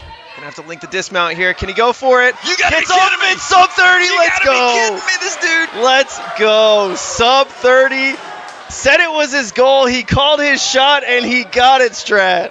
Man, get out of town. Nice job, Jeremy. Man, staying focused in on what he had to do, and that is definitely going to put the pressure on the rest of the field. He linked that last move, not one that we've seen too often. And I think the fastest time from yesterday was Charlie Ball at 30 seconds, 0.7. Let's go down to the floor with Ethan, who's going to talk to Jeremy. Jeremy, 28.55. Yesterday, the fastest time of the entire day was 30 seconds. You called it out after your hybrid. You wanted to get under 30. Talk us through your run. So I feel like I got caught up on the rings yesterday. So I went around the ring instead of this way, reaching with my left hand. So I feel like that saved a few seconds. And I feel like I just improved my transitions overall. Then linking the dismount saved time too. That linking dismount, I don't know if you know, your foot hovering over as you dismount. It was so close. I mean, clearly you were safe, but did you know how close you were on the dismount? No. Well, it was amazing to watch. What can we look forward to you going to the burnout? I think I have really good grip, so I feel like burnout I'm pretty good at. All right, well, we will see you on the burnout very soon. Congrats. That's an extremely fast run, the fastest we've seen all weekend. Thank you. Nice job, man. Well, Jeremy running first, always tough to go first. Everyone gets to see what you did, try to replicate it. So unbelievable, 28.5 seconds. Let's go, Jeremy. Ryan Colazzi getting ready to go. Yeah, Jeremy not letting these other athletes have it easy. Coming out the gate fast as he can. Ryan getting a little hung up on that first one, but going to try to adjust. Hop it down. Tic-tac through. Big jump up. Got to make this big pull here. For the slide down. Big leap out, dropping into that balance beam. No worries there. Out to that trapeze. Looking for the big throw here. Got to kick it back. Let's see how much we can link into these. It's going to be a tough move to make. You want to stay low on that on that alien grab. And coming up short is going to have to reset. Slamming the pad as he runs back to the platform. It's a tough move, man. And this just goes to show the pressure that first runner can put on the rest of the field. Hold tight, yep, just play it safe at this point and gets the landing. 48.1 for Ryan Kalasi. Yeah, I mean, you can see what Jeremy did linking that dismount. It is not easy. It takes a lot of grip strength to pull off of those, I think they're called alien holds here at Obstacle Academy. I've been calling them wishbones this whole time. Wishbones, whatever, yeah. Well, continuing the streak of Ryan Stratus calling obstacles completely different names than what they actually are. Don't quote me on it. I don't know if that's what it is. My gosh, well, pretty. Either way, Grayson Payne on the move. Critique my skill set another time. Grayson coming in hot. Coming into this throw here. Coming out of Conquer Ninja Gyms. Dropping on down. Great tech there. Go for a little side shimmy on that first step, but no worries here. Into that trapeze, building up that momentum. Why would they even call these aliens? I don't even understand that. But wishbone to the landing. Come on, son. 29.6. 29.6. That's going to put him in second place right now, just behind Jeremy. Here are the speed results. Remember, the bottom leaderboard represents the overall competition. Here are your speed standings. Mr. Matthews getting ready to run. Up we goes and skip that one side of those steps and going to go with that quick match tech. Pull back on that rope, drop it on down. Tic-tac through those trampolines, almost falling back off of that platform, but able to adjust. Getting into this lache here. Back we go, hop it down, try to keep that rhythm. Side shimmy over. Fall forward as you go. Here we go, that twist tech. Pop. Oh, you saw he shaking his head. Almost linking it. Whoa, coming in hot. 27 flat. My goodness, Mr. Matthews. What in the world was that?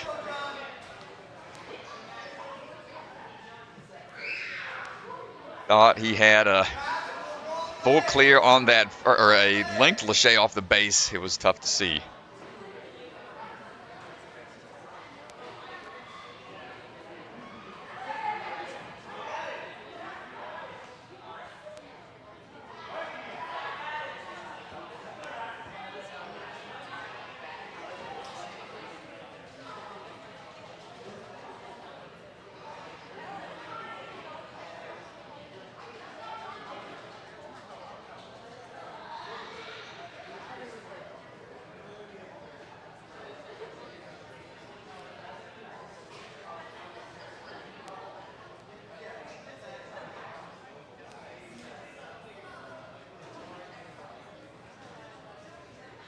On standby, folks. We've got Mr. John David Spatola up next, but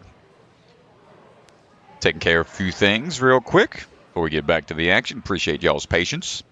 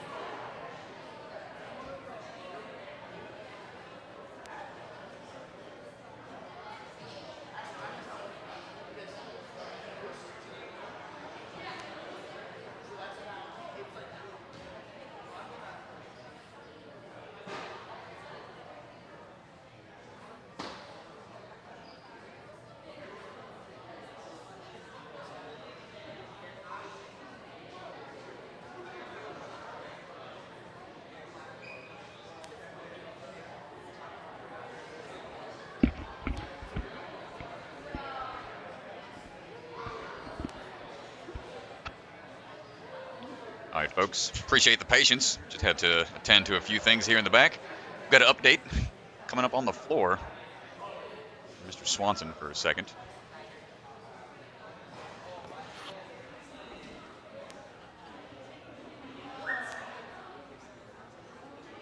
So everybody just going back, looking at the buzzer hit right here. It looks like Michael Matthews, when he first comes off of the floor, doesn't actually hit the buzzer. You can see right here, hand misses the buzzer as he's coming off the pad, goes back for the reach, and so the time is going to have to be adjusted. Yeah, not much. Well, not much, though. It was still... So we're going to go down. Ethan Swanson going to make the announcement to the crowd, but you can see it right here. Has to go back and hit, so it is going to adjust the time. Ethan Swanson standing by. All spectators and athletes, after video review, Michael did miss the buzzer.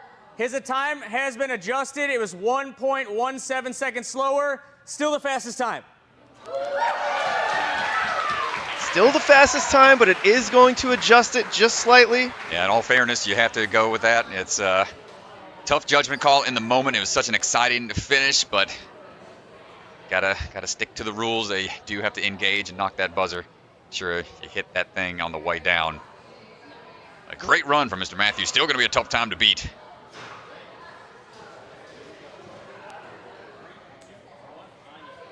And here we go, John David Spatola, the dude. Let's see what we can do here. Had to be on ice for a little bit. Hopefully that didn't affect his mental or physical preparation for this speed round. Hopping in, dropping down. Lachey a day.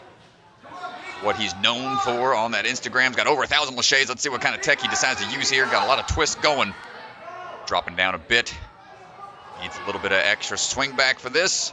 Even with that backswing, diving forward, 29.9. Quick run. Put him into third place. Takes out the buzzer there. Fourth place, excuse me. Yeah, you're diving at it directly. And here comes Max Alibra. We're at a jungle gym down there in Florida. Let's see what we got. Bit of a rough run in the hybrid, but looking to make up some space here on the ring transitions. Quickly through, dropping on down. Tic-tac through those trampolines. Come on, Max, head up to this next Lachey. Straighten out, pull up. Down, there we go. Jumping out. Big back pull. 1, 2, 3. Dives for it. Are you kidding me, brother? 25.4. And he is just smothered by the other ninjas. We got to see that again. Holy moly.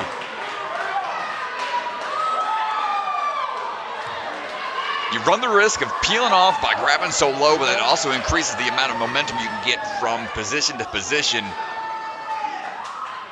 Yeah, oh man, that was impressive from Max. And it looks like Ethan's down on the floor, standing by to chat with Max. Let's go down to Ethan. So yesterday, there was not anyone under 30 seconds. You just put up 25.42 seconds. How you feeling? I'm feeling amazing because that's what I needed after my hybrid run. Well, it puts you in first place right now, especially that last obstacle. Super high risk, because if you miss any of those, that is going to eat up so much time. I just knew I had to go for it, and if I failed, well, I don't know. Was there any point in the air where you weren't sure if you had it or not? Or did you know the whole time? 100%. I had no idea. No idea if I was going to make it. Well, that's going to be extremely hard to beat. I know we have a couple athletes behind you, but how does that let you change your game plan going into the burnout? What can we expect on the burnout course? I'm going for the clear. Well, we are excited to see it. Congrats. Amazing speed run. You put yourself in a good spot moving to the burnout. Thank you. Awesome. Congratulations, Max Alibra. What a huge move. My goodness, yeah, that link on the very end, that last one, that saved him so much time. Nathaniel Hanvu, Ninja New Team, and ready to go. Stepping up those platforms. Let's see what we got. Taller athlete here is going to have some strong reach, but needs to pull back a little bit for that rope transition. Tic-tac off those trampolines, coming on around that corner. Looking for this next slide. Down the ring slider. Dropping in. As the athletes keep getting faster and faster, it's going to be a tougher and tougher challenge to link it. My goodness, we're going for it. No way!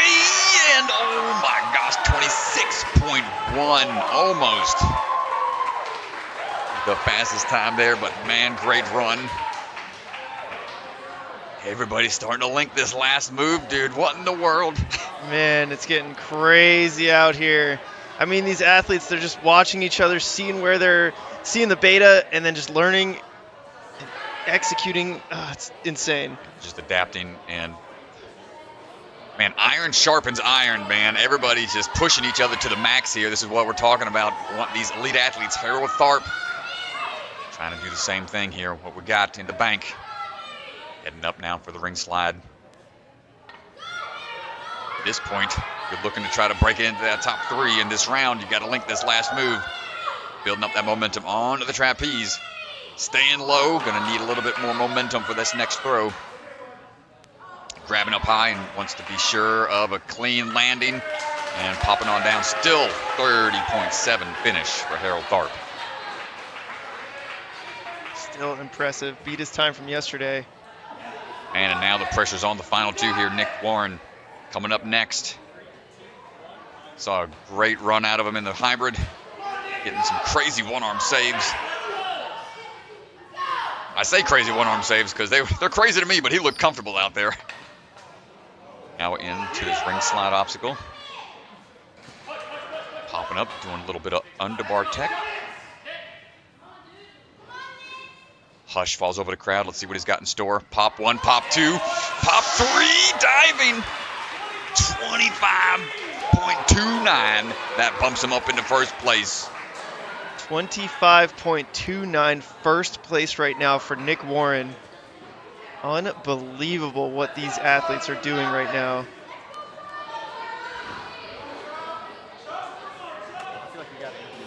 Man, they just keep getting faster and faster.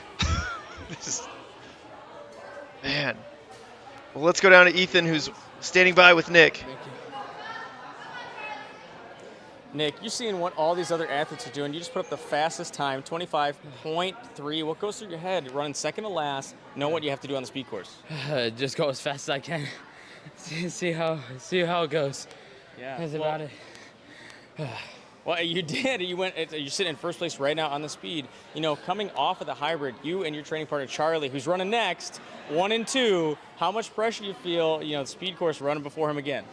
I felt a lot of pressure, so I felt like I have to deliver. I can't wait to see how he does. Yeah, we'll see that in just a second. Now we have the burnout coming up last. We're expecting a battle between you and Charlie. How do you feel going into burnout? I feel pretty confident, and let's see what we can do. Awesome. Well, hey, great speed run, and excited to see you run burnout soon. Thank you.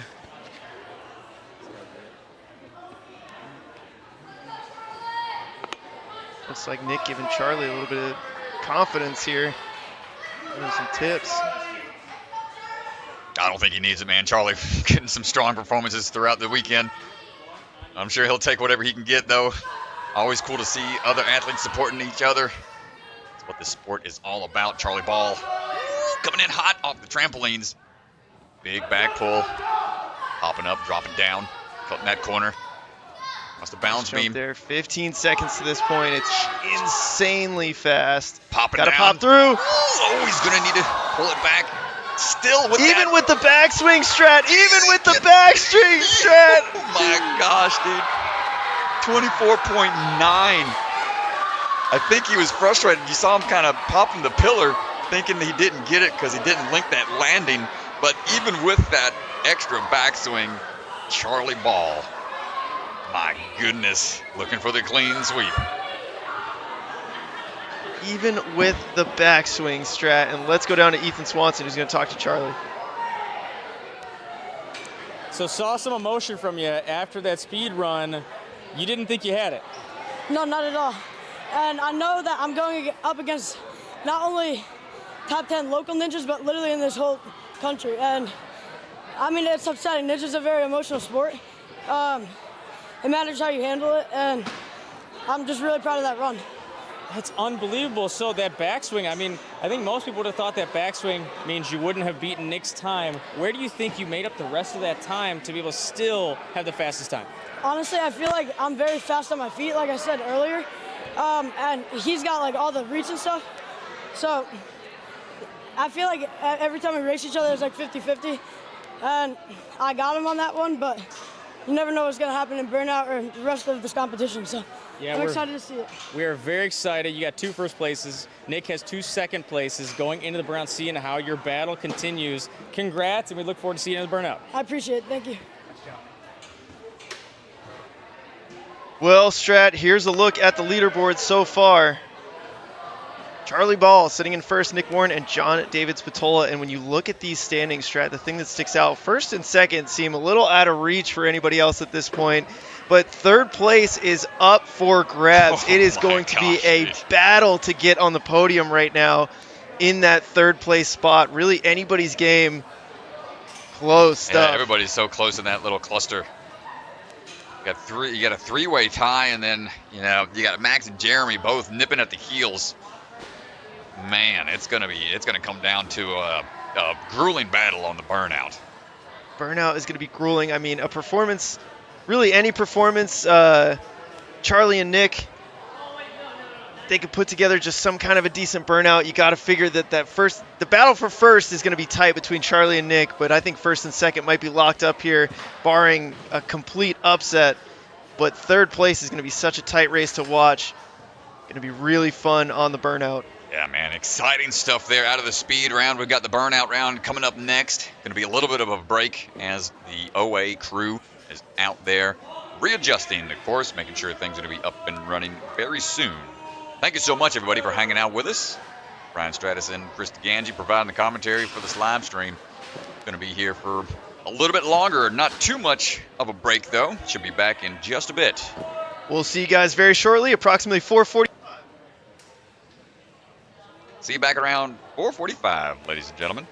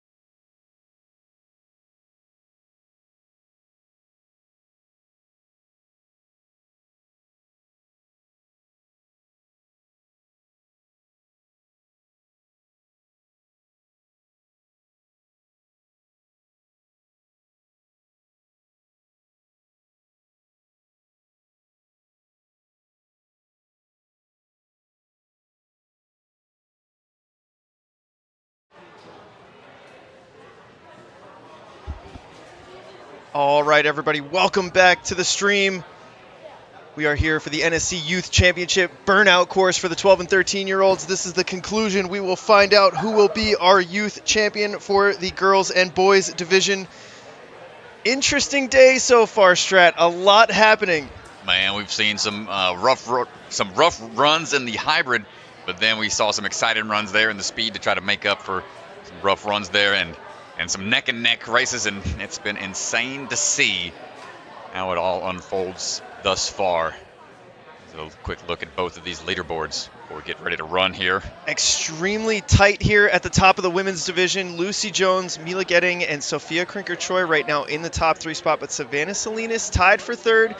Molly McGovern right behind, even after finishing 9th in the hybrid. Her first place in speed is looking like she's ready to mount a huge comeback if she can deliver here on the burnout. Yeah, we'll see how it pans out. Burnout, entirely different rule set here. You haven't seen one of these burnout courses before. The rule sets are a little different for this one. You only get 1 try. It's going to be a quick one-and-done upper body endurance course focused on grip and power. They get 5 minutes total. No retry system allowed. As soon as they fall, they are done. This is a traditional style one-and-done run, and no rest points allowed. They're not putting their feet down as soon as they leave that platform. You've got a few places they can maybe feel comfortable on an active rest, hanging on something that's a little more comfortable like a ring. But other than that, there's no setting your feet down until you either finish or you fall. And let's go down to the starting line. The first runner getting ready to go. Nelly Ziny coming out of Movement Lab, Ohio. Getting ready to go to lead the charge. It's a tough spot to be in. Lead the way for these athletes. Got a couple touch points as we go through. Here's one on that nunchuck with the red strap. As we transition through, as soon as we touch on to that cliffhanger, sliding cliffhanger, the Lego, overhead Lego block. They can go into a pull-up or slide it sideways without having to worry about transitioning. Find a good hip rhythm, pop that thing down the track, touch this cannonball that will give them a point. Hold on tight. Thread the needle up there. You can't latch on to the hardware. That eye bolt that it's attached to. Big reach. Oh, man. Try to skip to get something a little more comfortable there. Nelly to take a fall. 5 out of the 12. This burnout course is exhausting and grueling for these athletes. Coming up now, Mila Getting stepping up to the plate.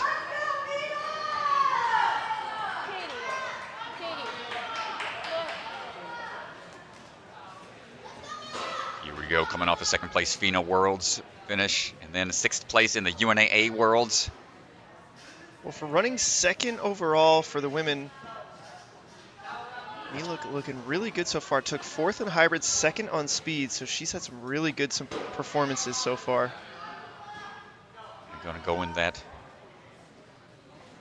Deciding to take it down the track this way, not opting to go for that full pull-up. Oh, deciding to go down. This is a little easier. It's going to save some strength. Makes that grip last a little longer, and you're going to need that on this burnout. And the drop down, not going to be able to hold on. A shocking early exit, Mila. All in on the transition, so didn't get the point. Had to have touched that cannonball after the Lego slider. We'll see how that shakes out by the end of it, but we got 8 more athletes to go. Annabella Couts standing by.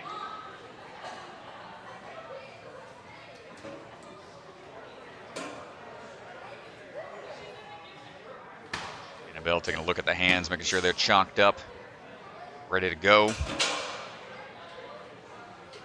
And we're off.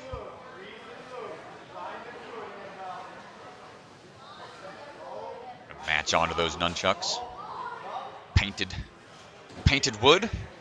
Believe what those are made out of. Seen those kind of obstacles made out of a couple different materials. We've seen the rock climbing material. We've seen slick chucks. A lot of different options out there.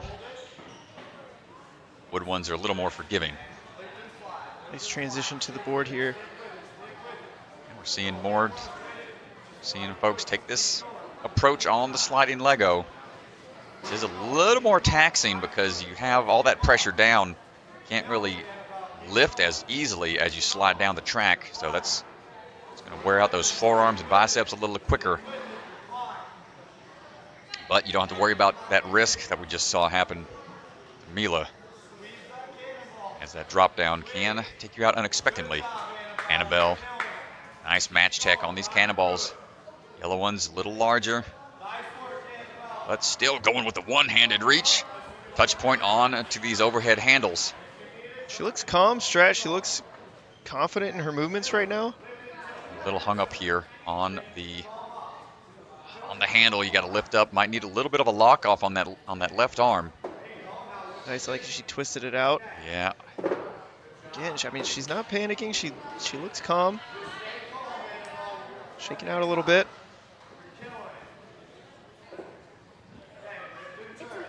Of the 3 disciplines in Ninja, speed and hybrid they're close together. They're among things you normally train, links and things like that. Burnout is just, it's so different from the other 2.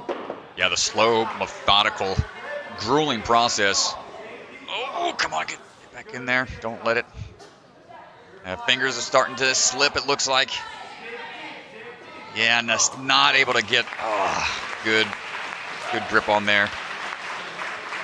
Tough break. Would have got another point had she's been able to transition into that cradle. She's going to have to take that next handle with her into those rings. But you're right, Chris. It's not that similar. It's all upper body. It's a slower process and a lot more taxing. And it's, to be honest, it's not as much fun to train. So. Oh, it's brutal. It's a brutal process. Unless you like putting yourself through torture. This is definitely one of the harder aspects of Ninja. And usually the gatekeeper for American Ninja Warrior, stage 3, before getting to stage 4, you don't see too many get through stage 3. Malone Cantor up right now. Oh, having a little trouble.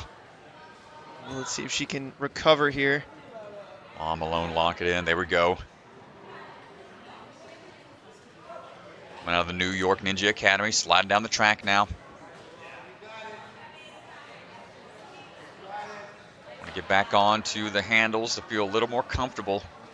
Got to work our way through these cannonballs. Gets a touch point for that first cannonball, and now the second. Making it onto that handle for another point. Chalk up here, if need be.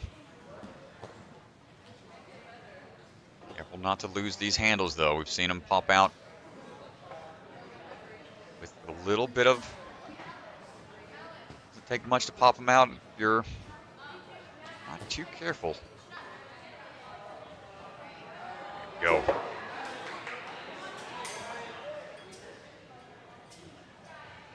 Try to hold on tight. You're going to need a lot of wrist control on these little handles. So this is a really good test for a dead hang. Up and in.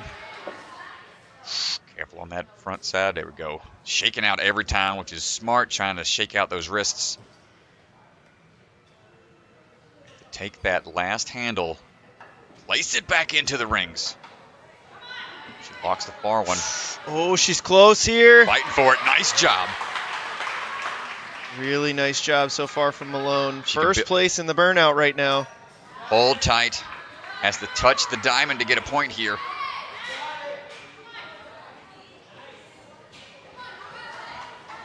And we've got a slightly offset throw. This is kind of an awkward move here.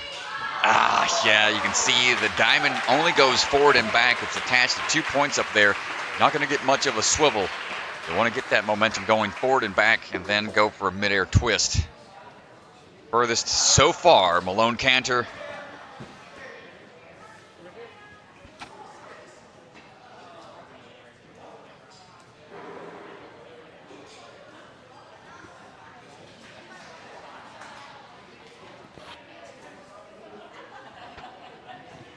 Malone. Come on here.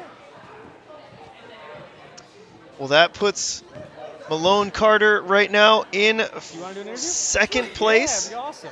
Come on right here. 6th in speed, 5th on hybrid, and now 1st in the burnout, getting very deep into the course. Let's go down to Ethan Swanson. That was extremely impressive. Your endurance is wild. What kind of training do you do for burnout courses? Well, I'm a rock climber, so I think that definitely helps with like grip strength and endurance. And we train cliffhangers a lot at my gym, so that also helps. I could definitely tell you were shaking out on a cliffhanger earlier on in the course. You shook out at a lot of different places, so calm out there. That must be the rock climbing training. Do you like bouldering, lead climbing, top rope best? I mostly do bouldering, so I'd say that's probably my favorite. Yeah. I see you working on your forearms right now. How do you feel? Yeah, very pumped out. It's really long and hard, but I'm pretty happy with how I did. You definitely should be. That was farther than we saw anyone in the 11U girls get, and we'll see if anybody can go farther than that here today, but congrats, that was an impressive run. Thank you so much. Nice job. That's a really nice job from Malone there. Again, puts her in 2nd place right now, but 1st in the burnout, so we'll see how that holds up. Really impressive run deep into the course. All right, Sophia Krinker Choi is up now. Out of the movement lab, San Dimas, California, getting some last-minute clarification from Mr. Swanson out on the floor.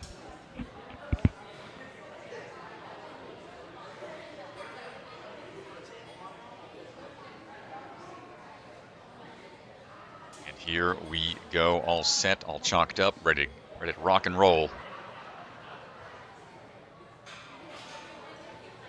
Goes by the Dragon and Ninja. We were a part of the Red Dragons back in boot camp season 3 of American Ninja Warrior for all those old school fans out there. And Sophia swinging in right now. Trying to hold tight. Let's see what she decides to do here on the Lego. Anybody's decided to go with that flat, the up and down vertical method for the transition. A little longer of a process. Excuse me, a little longer of a process. But knocking it out. And some confident moves on the cannonballs. Anybody that can just one-hand those, not panic and not have to match, shows some good confidence.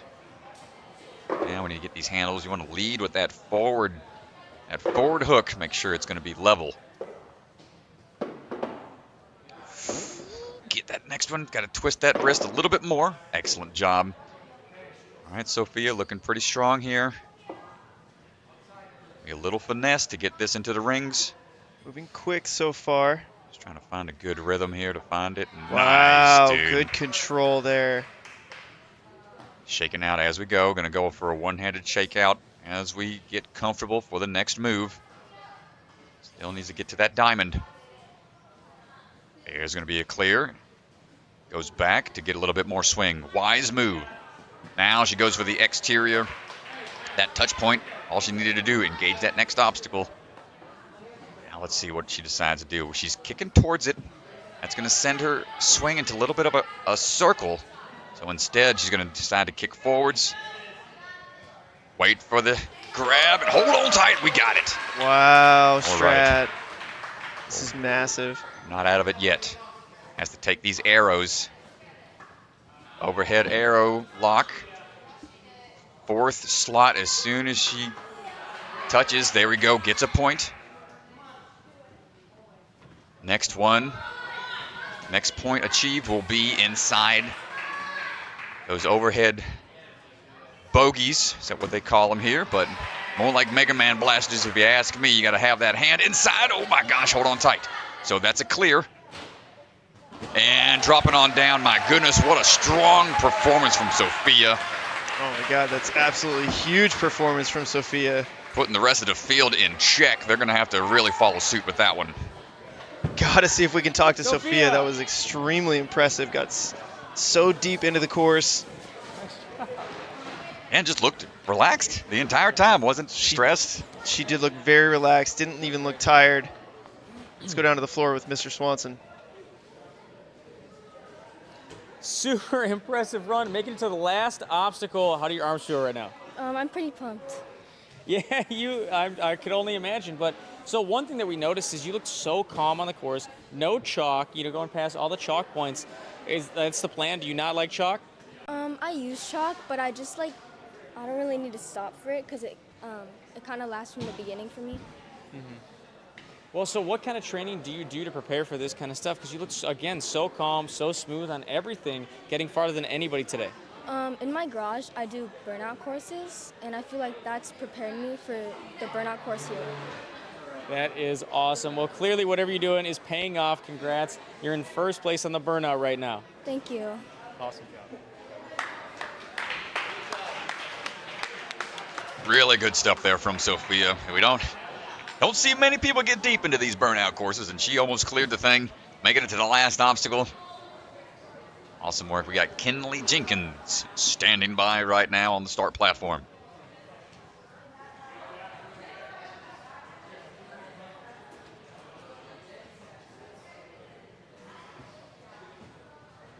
Kinley coming out of the Warrior Factory, Syracuse. And find some good hand purchase on these nunchucks. Getting a little hung up here. Reposition that swing in order to get to that red strap. That's where that first touch point's going to be. Good adjustment there. Good adjustment. Now she's on rings.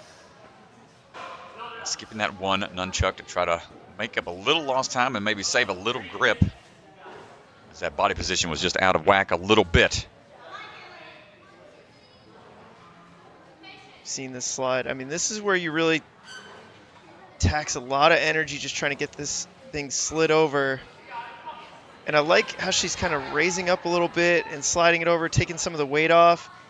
Just a lot of swings. Yeah, that's it's tough. It's either you stop your swing and try to risk that muscle up almost. You got to pull up, get to that lock-off position. But, tough fall there, peeling out. All those repeat pulls. Not going to be able to get down that track. Tough break for Kinley Jenkins. Yeah, it's a tough trade-off. It's because you feel comfortable hanging from a cliff ledge like that. You want to try to get down that track as fast as you can. Sometimes you need to take that extra second at the start to pull up and slide it on down that track like an overhead unstable bridge. But here we go. Next one up, Savannah Salinas, coming all the way from Las Vegas. Camp, the Rhino Ninja Gym. Down to our final 4 runners here, Strat, so keep an eye on that bottom leaderboard. That will be updating to show the final standings, what these athletes have to do. Savannah in good position. She's got 3rd in hybrid, 4th on speed. Good burnout here could put her into the podium with only 3 athletes behind her. Oh, she's got a good rhythm here, keeping those arms straight, not really pulling much, using more of the lower body to help lift up and keep it working down the track. Nicely done, Savannah. That's going to bump her up into 3rd as she gets onto these cannonballs. Well, she can guarantee herself a podium spot. If she can put herself into 1st place right now, she needs 2 more points to do so, which means she would have to pass Sophia to lock in a podium spot. Up and in. See how we handle these handles.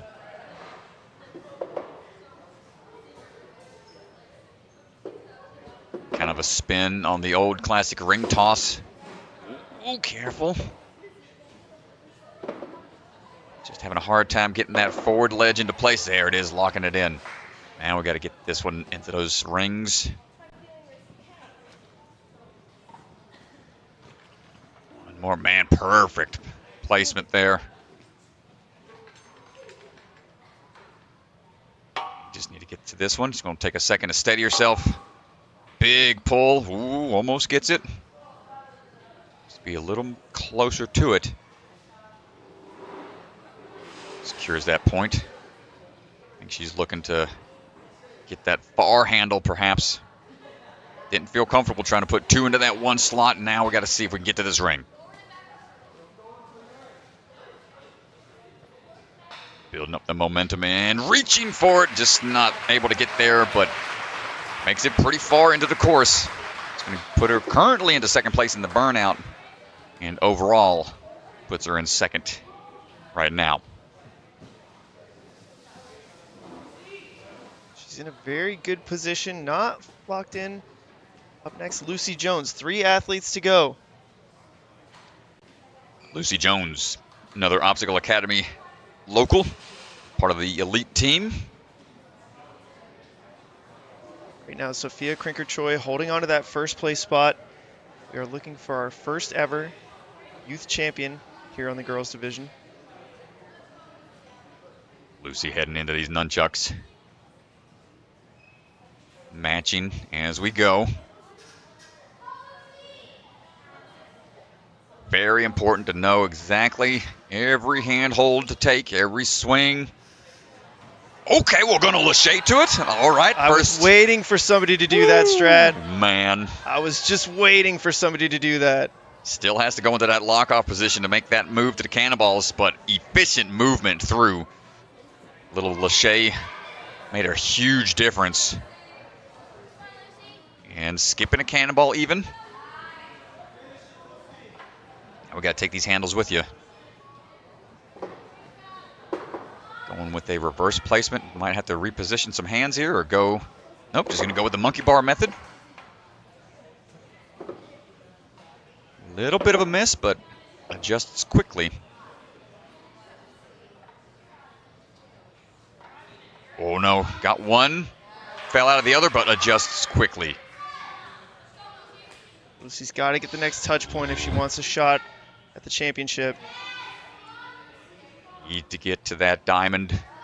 There we go, and into a good position here. No need for extra swings. Getting that butterfly kick going. Up and in. Huge from Lucy right now. This is a monster performance. First place right now, 27 points overall. Okay, time to dig deep here into these arrows. We got overhead hangs. Got a twist, lift and twist. Up and in. Kind of a spin on the old school circuit board and Skywalker obstacle. I believe that was a Tony Torres original creation from alternate routes from back in the day. Yeah, Tony Torres first came up with it. Oh, tough fall there for Lucy Jones. Was almost through the overhead arrow locks. Needed to lock that next one in and touch that Mega Man blaster. Man, nice run from Lucy Jones.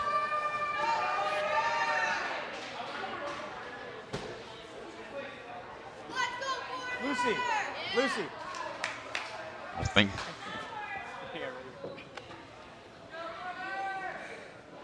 Let's go down to the floor with Ethan Swanson, who's standing by with Lucy.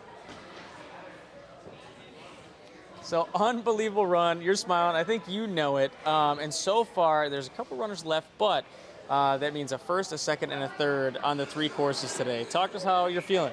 I'm pretty happy with my endurance run.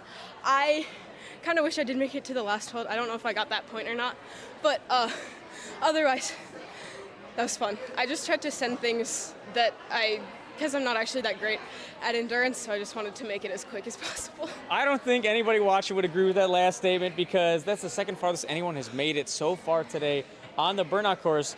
So which of the courses do you think that you had the most fun on today? I really like the hybrid course. That's kind of like my specialty. Well, not specialty, but I am most comfortable with it. But yeah. Well, with that performance, that locks in a guaranteed spot on the podium today. Congratulations. Thank you so much. Nice job. And here's how it shakes out for Lucy. She's in first place right now. If the remaining 2 girls beat Lucy on the burnout, but don't beat Sophia, who's currently in first on the burnout, it would drop Lucy to second place. Otherwise, she will hold on to that first place. Wow. So a lot on the line with Porter and Molly to run. Lucy's fate depends on how Porter and Molly both do here on the burnout. Man, the drama. The tension building here towards the end. Porta Fanat ready to go. Just a second.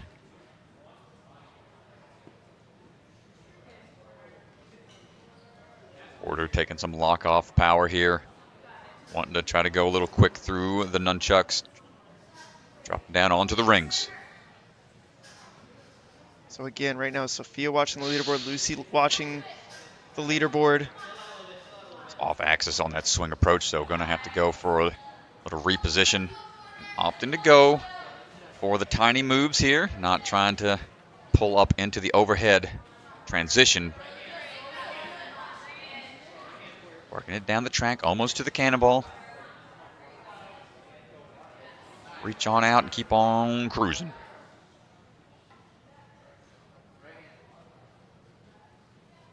There we go, come on with it. Stay relaxed, keep on breathing.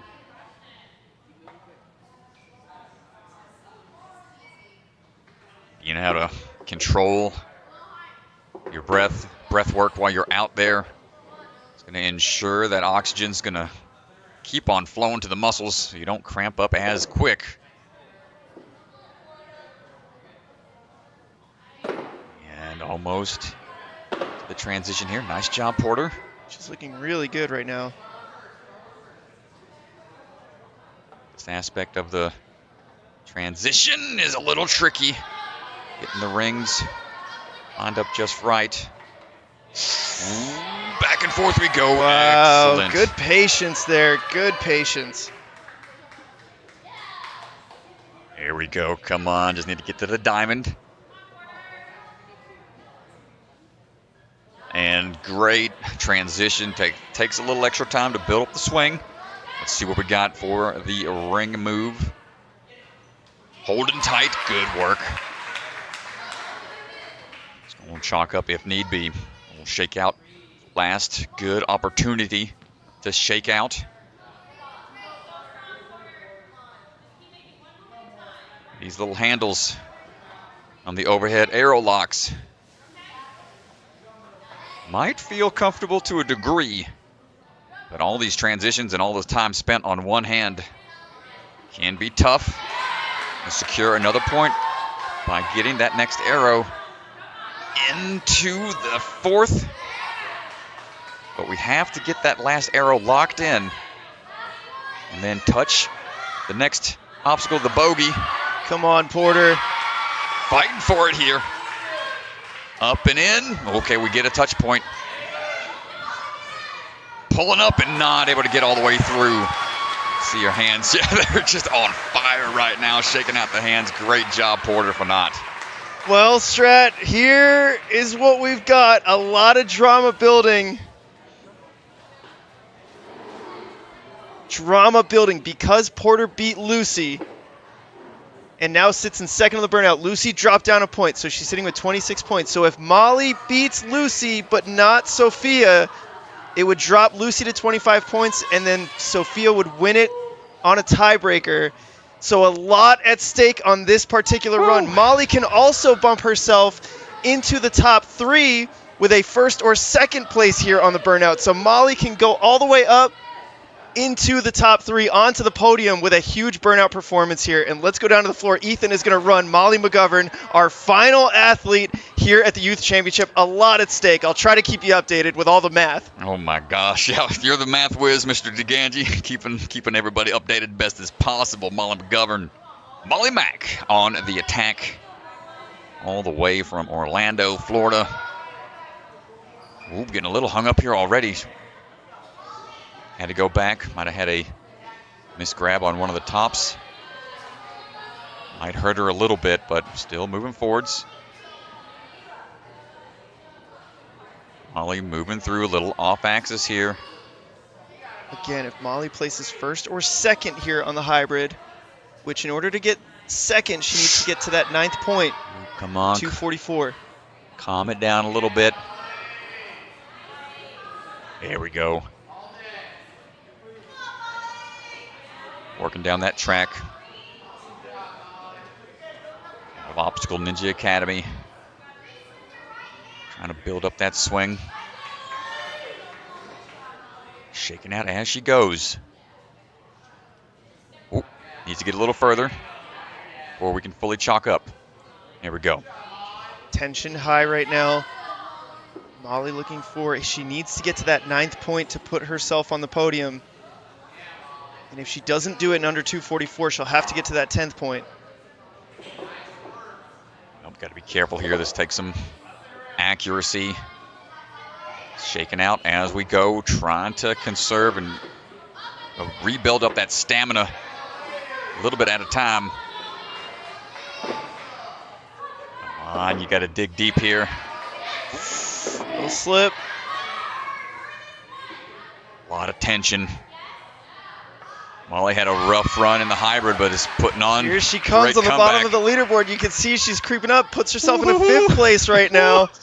Here we go, Strat. Come on, Molly, fight for this. Got to touch that diamond. Swinging with that one hand, trying to shake it as we go. Bumping up into 4th place now. Now we got a tricky transition.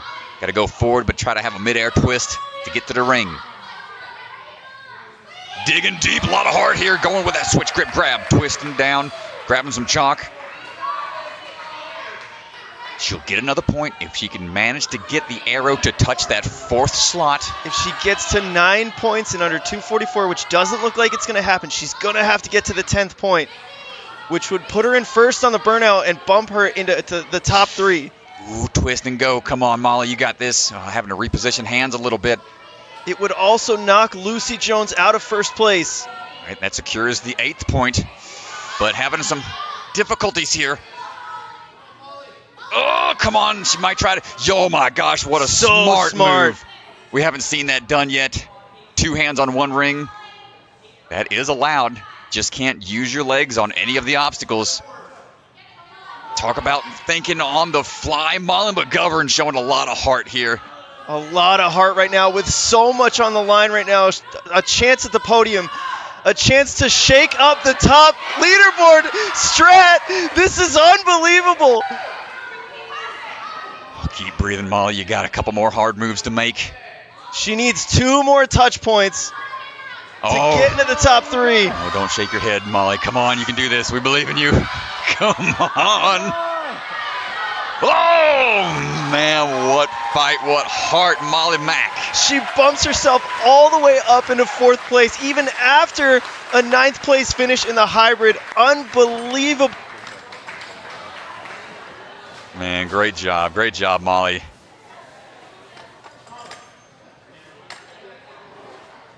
Unreal performance from Molly McGovern. So much on the line there. Lucy Jones, Sophia holding their breath throughout that entire run, I am sure. Yeah, they're stressing.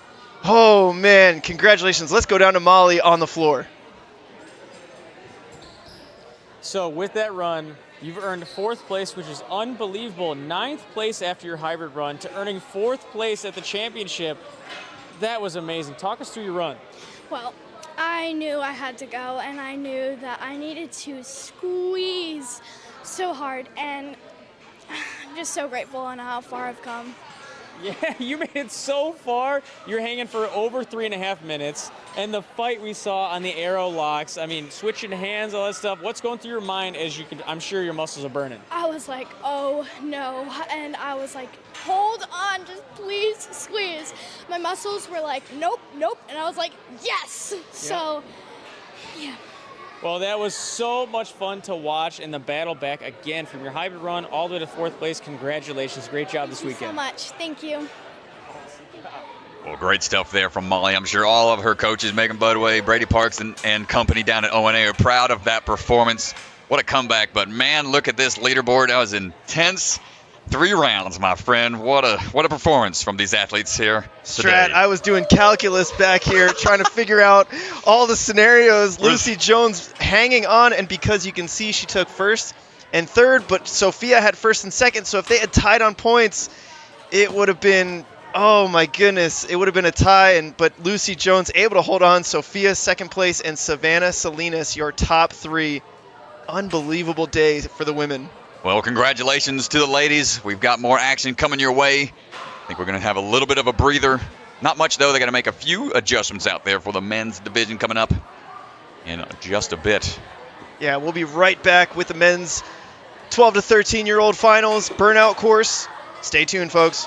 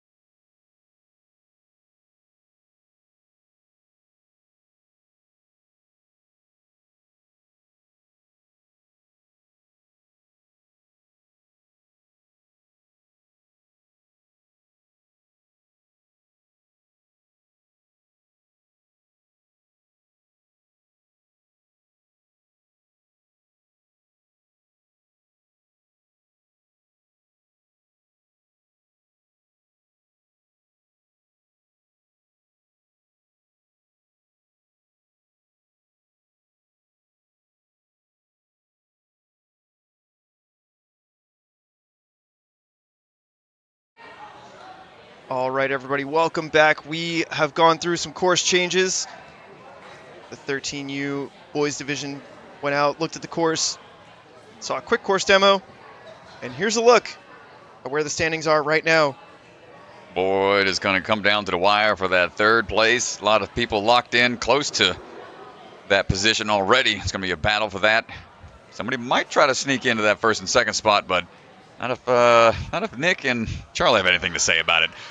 We got a lot of action coming your way, Mr. Jeremy.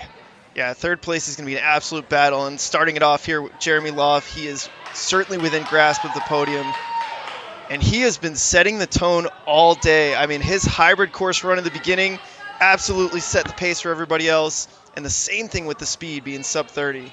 Yeah, I think Jeremy's here is going to plan the same kind of attack, wants to be strong with these moves and put the rest of the field in check.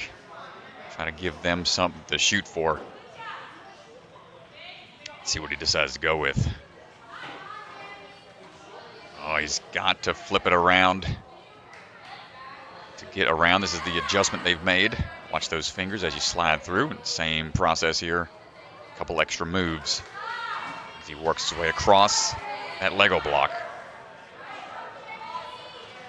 Oh, no.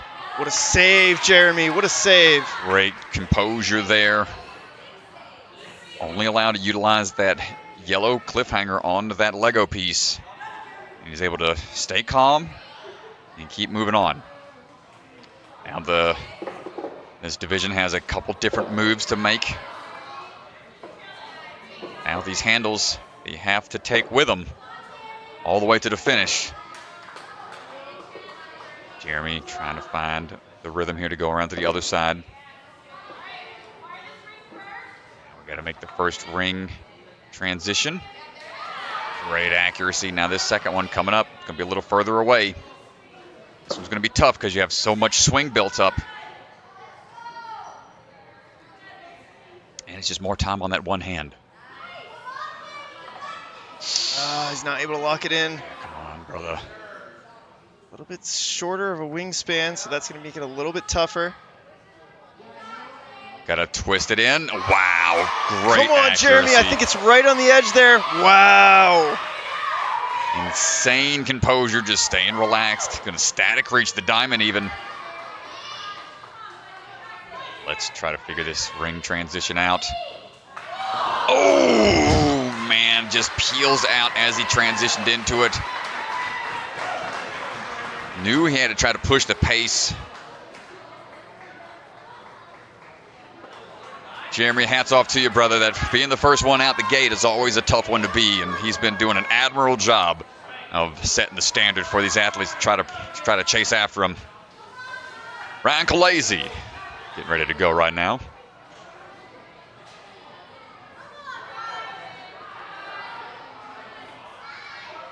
Standing by and ready to go. And we're off. Another Ninja Intensity athlete.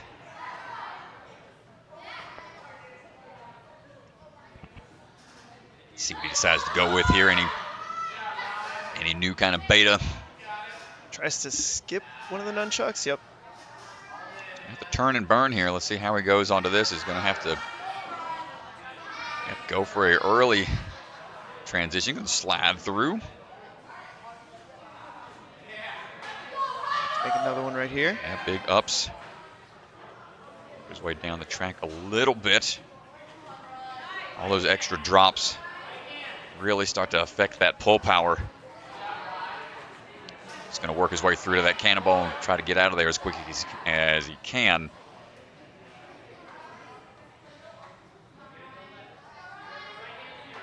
And staying relaxed on the cannonballs to get a few more points before heading onto these overhead handles. I think his hands might be mixed up here. Oh no, yeah, he's having Have to go backwards. Able to adjust right here. Anytime you see an athlete start to shake their head, it's kind of a telltale sign of them being a little flustered out there, but he's regaining that composure. Nice work. But now the tricky part. Well, this is why A little bit of a tough spot here because his hands are backwards. He's going to have to twist. Yeah, this is going to be a really awkward position to fight through. And he's shaking his head. I mean, he knows it. Ah, tough. Okay. Oh, and chunks the obstacle down. Just a show of frustration there. It happens, man. It's sometimes you got it mapped out in your head. You think it's going to work out the way you map it out in your head, and when you get there, one or two things goes wrong, and the rest of your run is kind of a hiccup. And Ryan having a tough go at it out there on the course. But that's all right. Probably go back to that drawing board with some gusto. Come back for another one later down the line, hopefully. Well, up next, Grayson Payne, one of the athletes in contention for that third place podium spot. Grayson coming out of Conquer Ninjas. It would take a big upset for anybody to break into the top 2. Ooh.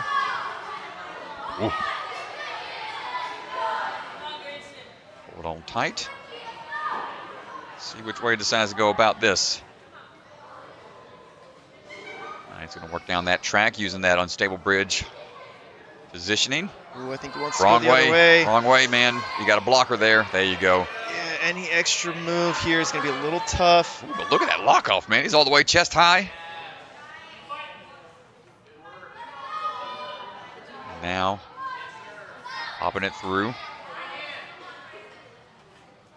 Working his way down that line a little bit longer. Oh, slips there. Going for the cannonball. Good recovery.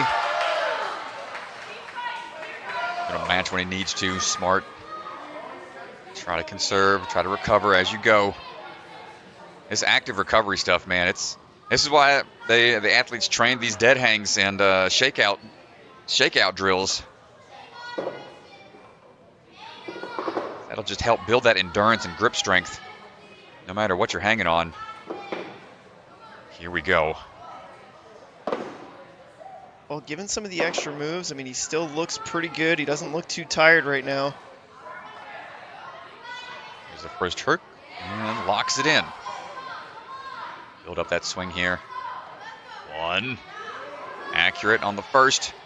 Oh my gosh. Oh, no. Oh. Yeah, watch out. Tough break for Grayson. Almost able to get through there. It's going to leave the gate open for some others to try to beat. He wants to.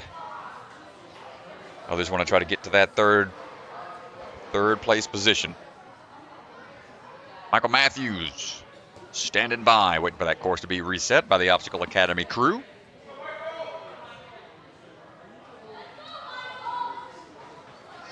And we're off using some quick match tech for the first few nunchucks. Michael Matthews, another athlete looking for that third place podium spot potentially. Ooh, thought he was going to be able to squeeze that hand through and keep it on to that stable bridge, but just not enough room for the hands. Knuckles brushing up against that blocker. But staying strong with it, adjusting quickly. Well, he went through that real fast. Oh, yeah. Nice job. Shakes no to the chalk. As your chalk point. Or a little bit. Won't be able to chalk up again unless he's already got some applied on his pants there, so that's okay to use, but no more loose chalk allowed to that next one at the ring.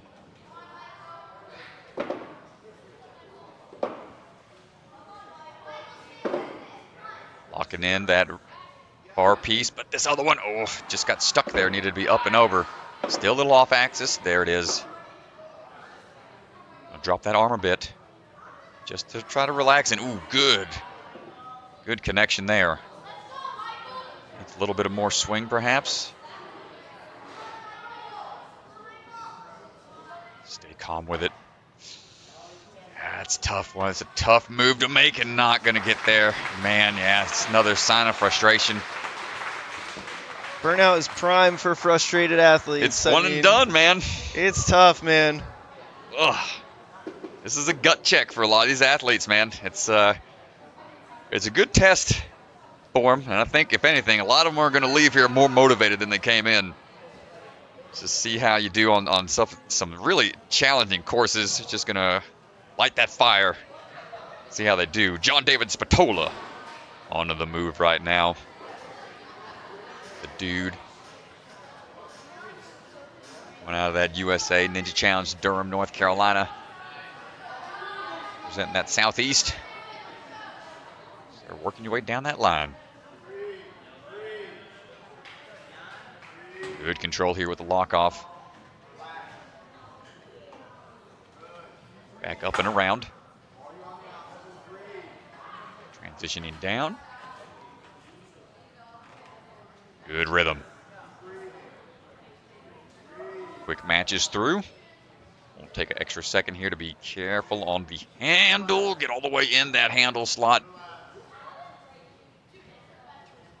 He's good on the chalk for now. And here we go. Tough part about these is just every extra move. Oh, I think his hands are backwards. No, he's good. Every extra move here.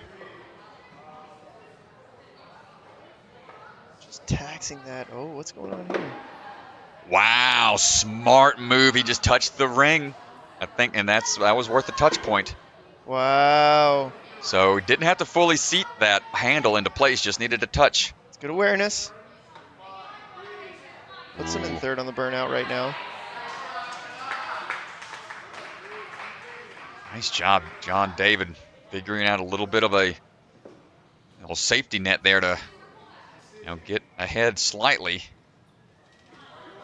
He wants more than that.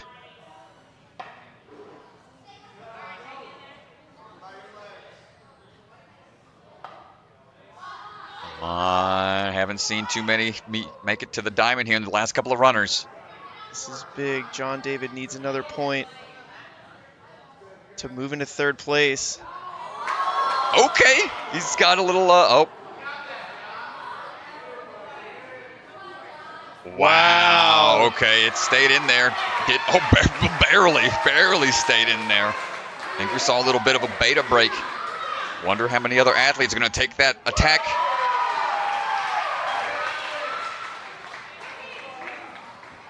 So he was able to get there just a little, not quicker than Jeremy, but still holding tight, moving through these overhead arrows. That's going to lock in another point, put him in the first place for the burnout currently. John David, we've seen some really creative touch point techniques. He's got to lock in that one and touch this one. Probably going to take a chance to match that hand. You can see the arrow sliding back a little bit in its cradle. Stay strong, and just pings off of it. It's only an 1.5 inch cliffhanger ledge inside of those boxes. Great run from John David Spatola. Amazing run from John David Spatola. Smart tech there. Swinging through on the rings. That puts John David into that third place spot. Up now is going to be Max Celebra.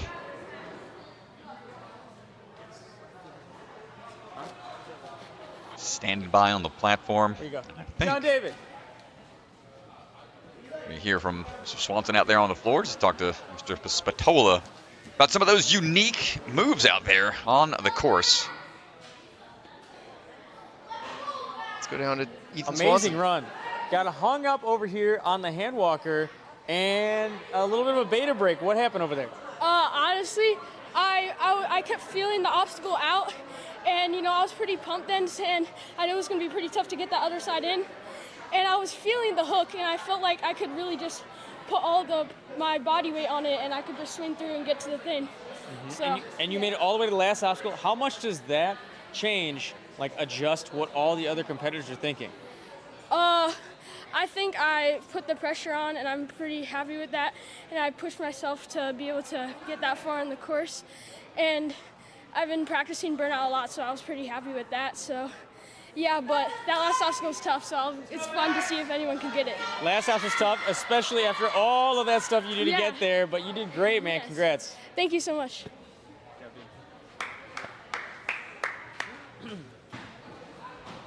Well, he's sitting in first place right now. A few more athletes to go. Third place still up for grabs right now. Big battle for that third place spot. First and second seems to be wrapped up, barring a huge upset. But right now, Max Celebra, one of those athletes that can put in a bid for the third place podium spot. Yeah, Max coming out of the jungle gym down there in St. Petersburg, Florida. Quick match check here on those nunchucks. Going to have a nice swing around to put him into a good position.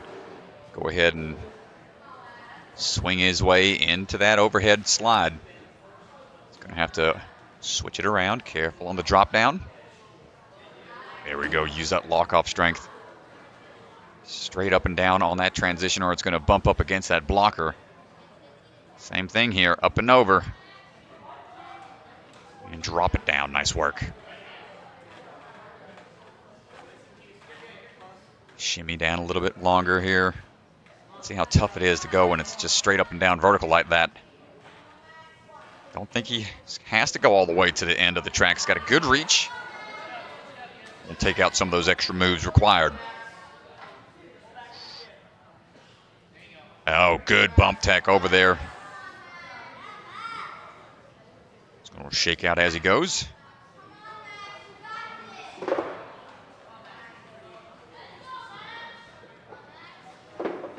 Up and in. This is just a taxing obstacle.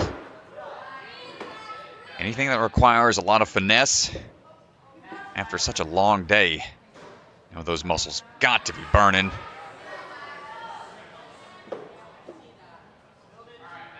Sure, we'll see a lot of T-Rex hands, everybody's hands just locking up on them by the end of this day. Going right into it. Smart move. We're using the beta we just saw John David Spatola go with. Yeah, that's a huge beta break right there. I don't know if the course designers are going to be stoked about that. Hey, man, that's part of it. these ninjas are smart, man. If it's not said specifically, they can find workarounds. It's going to happen.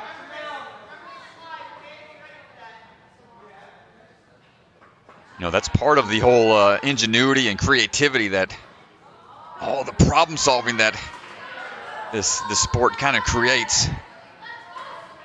He's moving powerfully here on the overhead arrow locks. Locking that in. He's got to touch this cliffhanger. That's going to be a point. Sends it shaking around a little bit, though, by engaging it a little bit. He's got to be able to twist his wrist. His body's in a tough position here.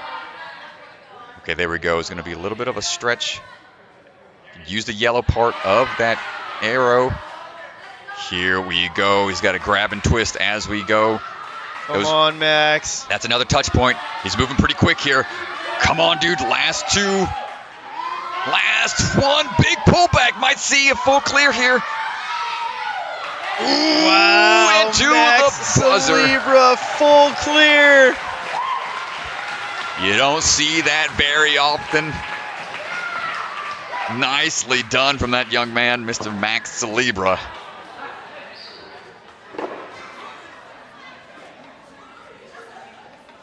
My goodness.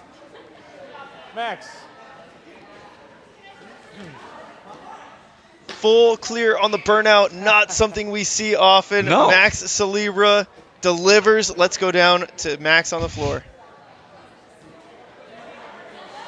Max, the only full clear on a burnout course this weekend, and you've been to a bunch of NSC pros, and you know how hard they are to come by. What does that mean? Your first burnout course and your first buzzer on a burnout course? I mean, I don't know. I've watched so many NSCs in the burnouts. They look so fun, and I'm just so happy I got the opportunity to try the most fun course in NSC, and I cleared it. You did clear it, which is amazing. Put you in first place on the burnout, of course. And I want to ask you about right at the end of the arrows. It looked like you were struggling, and then as soon as you got to the bogeys, it looked like a cakewalk for you. For some reason, I got not pumped at the bogeys. It was weird because I started on the wrong hand, and I even have my mark saying I need to start with this one, and I'm not very good at that stuff. So I just started with the wrong hand, and I had to fix it. Wait, so show us that. Like, can you hold it up for the camera, actually? You had to mark your hand to say which hand you start on with the cannonballs? And that did not go to plan.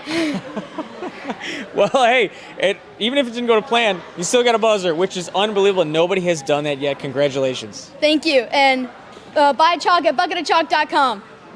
All right. Awesome. Congrats, man. Thank you. Nice job, dude. A little shameless self-promotion. Yeah, we're gonna have to charge him for that. No free advertising here. Just kidding, man. Awesome job, Mr. Max. Great work out there.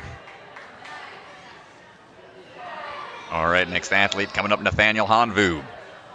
Ninja New Team. Getting ready to rock and roll. He's got a tall order ahead of him.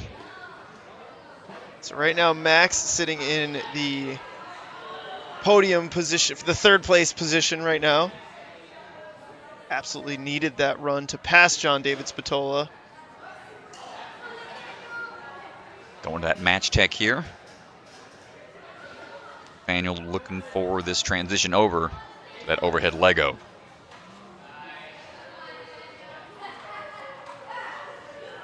Popping down the track here.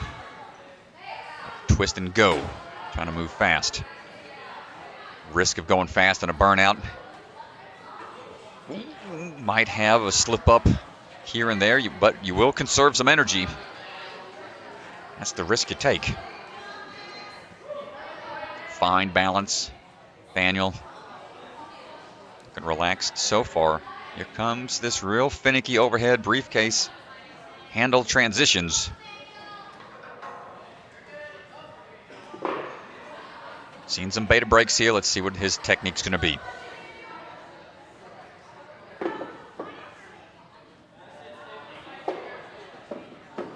Oh, strong moves here.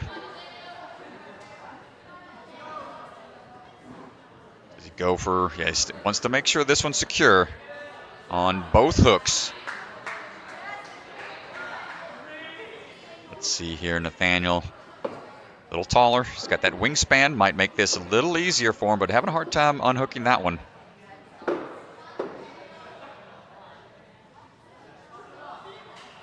yeah, having a rather bit of a time here and trying to get that hooked in. Gotta go with that lock off. Oh, careful. It's pretty risky here. Oh my gosh, good fight. Keep breathing. Hearing him holler from the crowd to keep on breathing. Up and over and falling out, peeling out. Nice try, Nathaniel. He's all right. What a fight, man. Got a little tangled up on the handles. Just ate away at the grip a little quicker than he was wanting.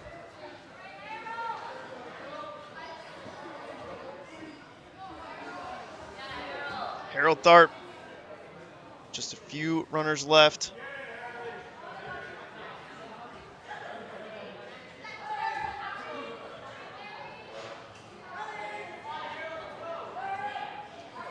And here we go, Harold Tharp working through those nunchucks into the rings.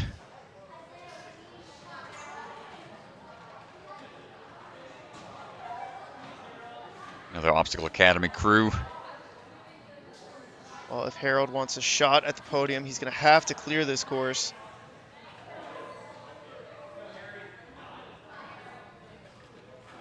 Man, that's when you have to clear a burnout to work your way into the top, that's a tough spot to be.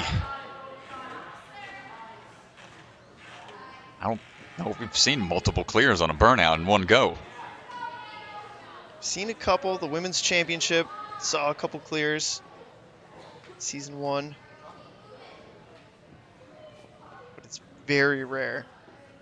Yeah, that was back when we used to have a little more rest point opportunities. People could sit up in bars or lock their legs around things, but ever since we've switched it to hands only and you only rest from your hands, we haven't seen nearly the same amount. Harold looking comfortable here. Just needs to make this next transition. Nice work. Let's see what the tech's going to be. We're going with that one-handed and the one hook throw. Locks it in on the far side.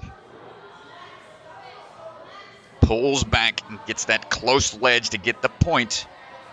But loses some of that momentum, and that's going to do it for Harold Tharp. Nice try, and you can it just goes to show how much that little blocker on the Lego slide just affects that pull power. You've got to have so many more moves you got to make. Now we're down to the final 2. And with that run strat, Max Celebra is locked into a podium position. So after 9th place on the hybrid, huge comeback. Congrats, Max Celebra. But now we're down to the final 2. Nick Warren and Charlie Ball have been battling all day. And it comes down to this. It comes down to the burnout. Who will take it? Well, Nick going with some quick one-handed reaches. Sliding down the track and reached for the far side, so he was already prepped for that transition underneath the blocker, taking out some of that pull power required. Working his way down the track. Almost there. Little hung up here, but he's got the wingspan for it. Extreme reach. He's only going to use 2 cannonballs. With the coaches alongside yelling, making sure he stays focused on the time. Trains at gravity and next level.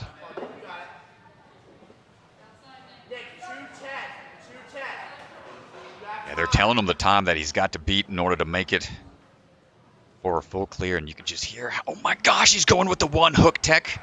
Such a risky move.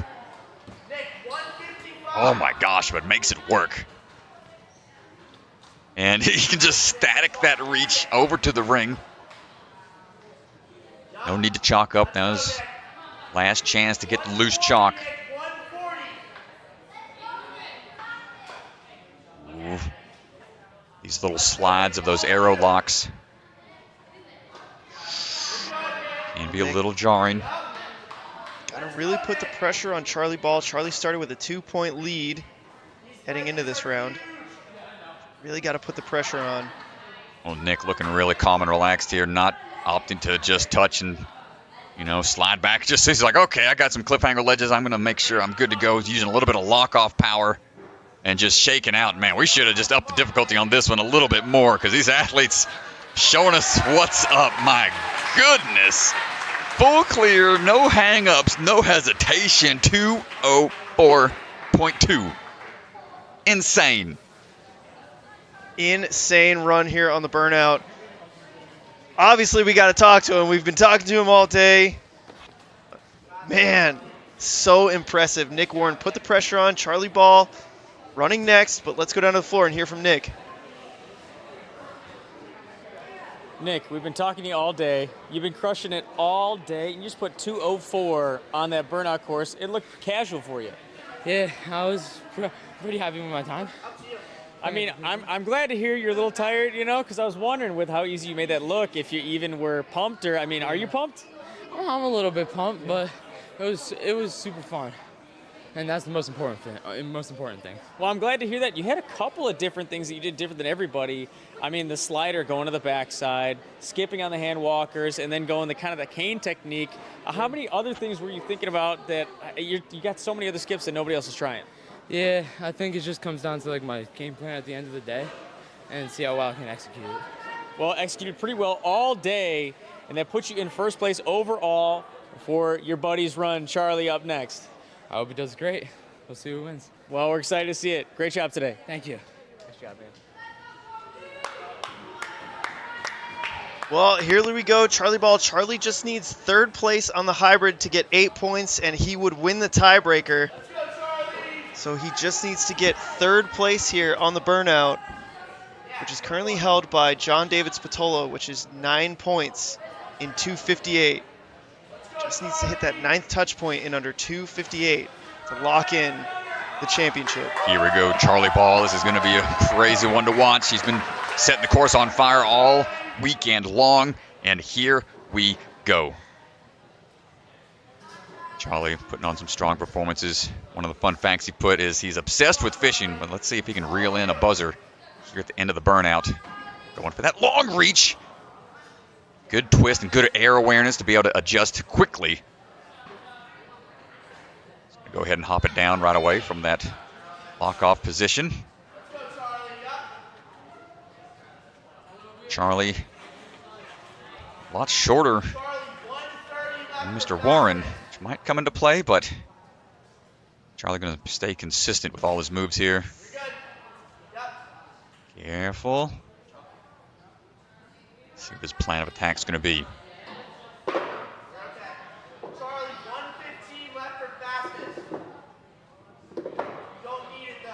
Hear the coach yelling out the times when he's got to get where. But keeping him composed as well, says it doesn't need to get there potentially. Just needs to get to a certain point on the course if he wants to lock in. If he wants the championship, he just has to get to 9 points in under 2:58. Was a little hung up on this one hook transition. But unfazed by it, gets the touch point, needs to follow back. Match, gonna grip on. Try to change hands.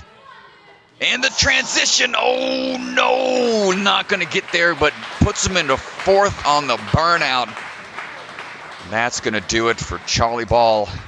Getting bumped out at the end of it all on the burnout. Well, it was an absolute battle all day between Nick Warren and Charlie Ball. All day, unfortunately, Charlie just not able to secure the last point there and takes a fall on the burnout. Man, but still impressive stuff from all the athletes all weekend long. Insane stuff. I think that's going to wrap it up, but I think Mr. Swan is going to be... So here's a look at the leaderboard. Congratulations to all of our boys in this division. Nick Warren, Charlie Ball, Max Celebra. Max with a huge comeback after 9th place in the hybrid. He's able to secure 3rd on speed, 2nd on burnout, and punch his ticket to the podium. He will be taking home 3rd place and a pretty sweet Paper Chop Ninja Bronze Award. Yeah, very cool awards. You'll see at our awards ceremony. Those were custom made by Tim Sigginson out there at the Warrior Tech out in North Carolina. A great job to all the athletes. We're going to have our award ceremony here in just a bit. And thank y'all in the live stream chat over on YouTube for hanging out with us all weekend long. It's been a pleasure calling the action here. We're going to have our award ceremony in just a bit as things get set up out on the floor. Mr. DeGangi, I got to ask you, I'm sure the crowd's going to want to know, is there going to be another one of these? That's all we've heard from the parents. You put me on the spot. We've had parents all weekend long talking to us about this, and don't want to promise anything to the folks out there, but everybody's been enjoying it. Hopefully we'll see this again down the line.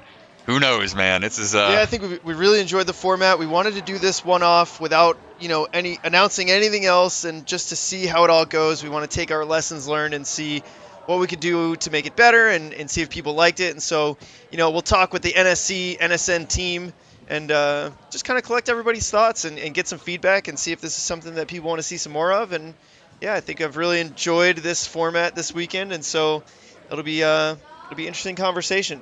That includes y'all at home, ladies and gentlemen. So if you got any feedback about the live stream and the action that you saw here all weekend long, please send us an email. Let us know what needs to be changed. If you didn't like it at all, we want to hear that too, because everything can be helpful in the long run. So let's go down to the floor with Ethan Swanson, who has got our podiums ready to go. We are going to go down to the floor for awards. Take it away, Swan. Thank you, everyone, so much for coming to the first ever NSC Youth Championship.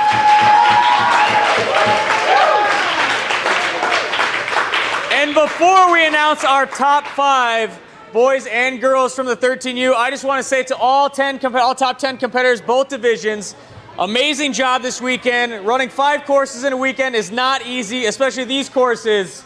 Unbelievable job. But we got to get to our top 5. So, starting with the girls division, in 5th place with 18 points, Mila Getting.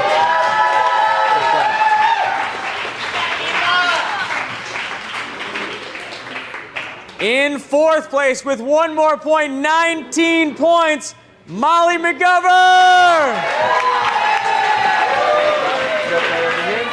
Molly. In third place with 21 points, Savannah Salinas.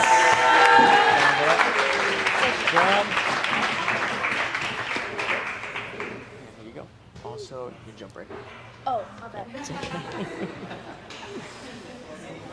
And a battle for first and second place, separated by 1 point. With 25 points, Sophia Krinker-Choi!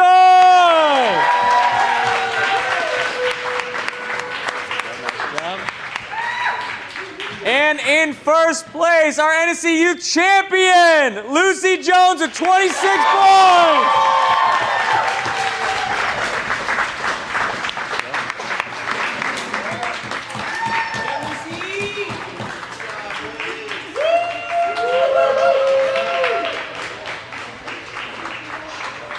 All right, thank you, girls. You can hop on down. So second and third, you guys get to keep those. I got to take this back from you. I'll ask you for your address because you're going to get your name on it, okay?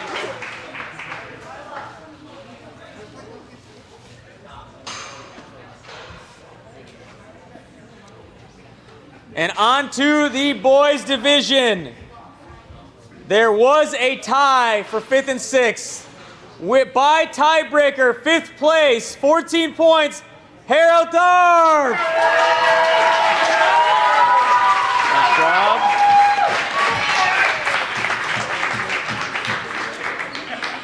Third and 4th place, there was another tie for 19 points, only determined by tiebreaker. 4th place, John David Spatola. Nice job, man. Right here. In third place, by tiebreaker, 19 points, Max Celebra!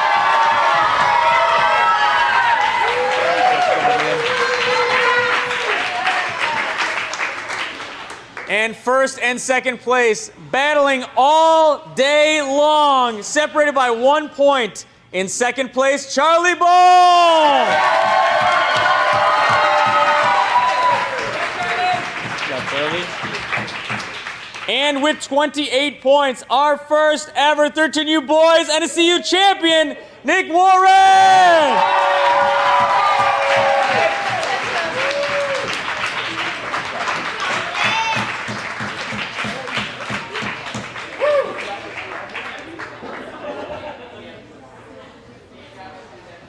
All right, thank you, boys. You guys can hop down.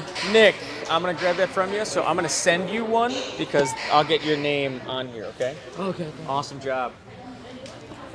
So thank you again so much, everybody, for coming. Please, if you guys had fun, if you enjoyed the courses, tell the Obstacle Academy staff because they worked their butts off. They've been sending me videos for a month, 2 months, 3 months.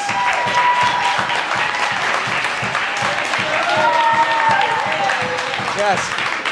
So again, please tell them if you have positive feedback because I know they worked their butts off. Thank you again so much, everybody. Safe travels back home. Well, Strat, that is going to do it for our NSC Youth Championship. That is it. Woo, man, what a weekend. This was a blast to commentate, man. I had a whole lot of fun back here. And, you know, shout out to all the athletes. Knew this was going to be a challenge for a lot of them. The younger athletes, kind of real go-getters. This was a tough course for a lot of them. Hopefully, they don't leave this competition too disappointed. There's more fuel for the fire, and I'm sure we'll see a lot of more athletes training hard for potentially more NSCs coming down the line. And that does it. Don't forget, Season 3 of NSC is coming up for the professionals.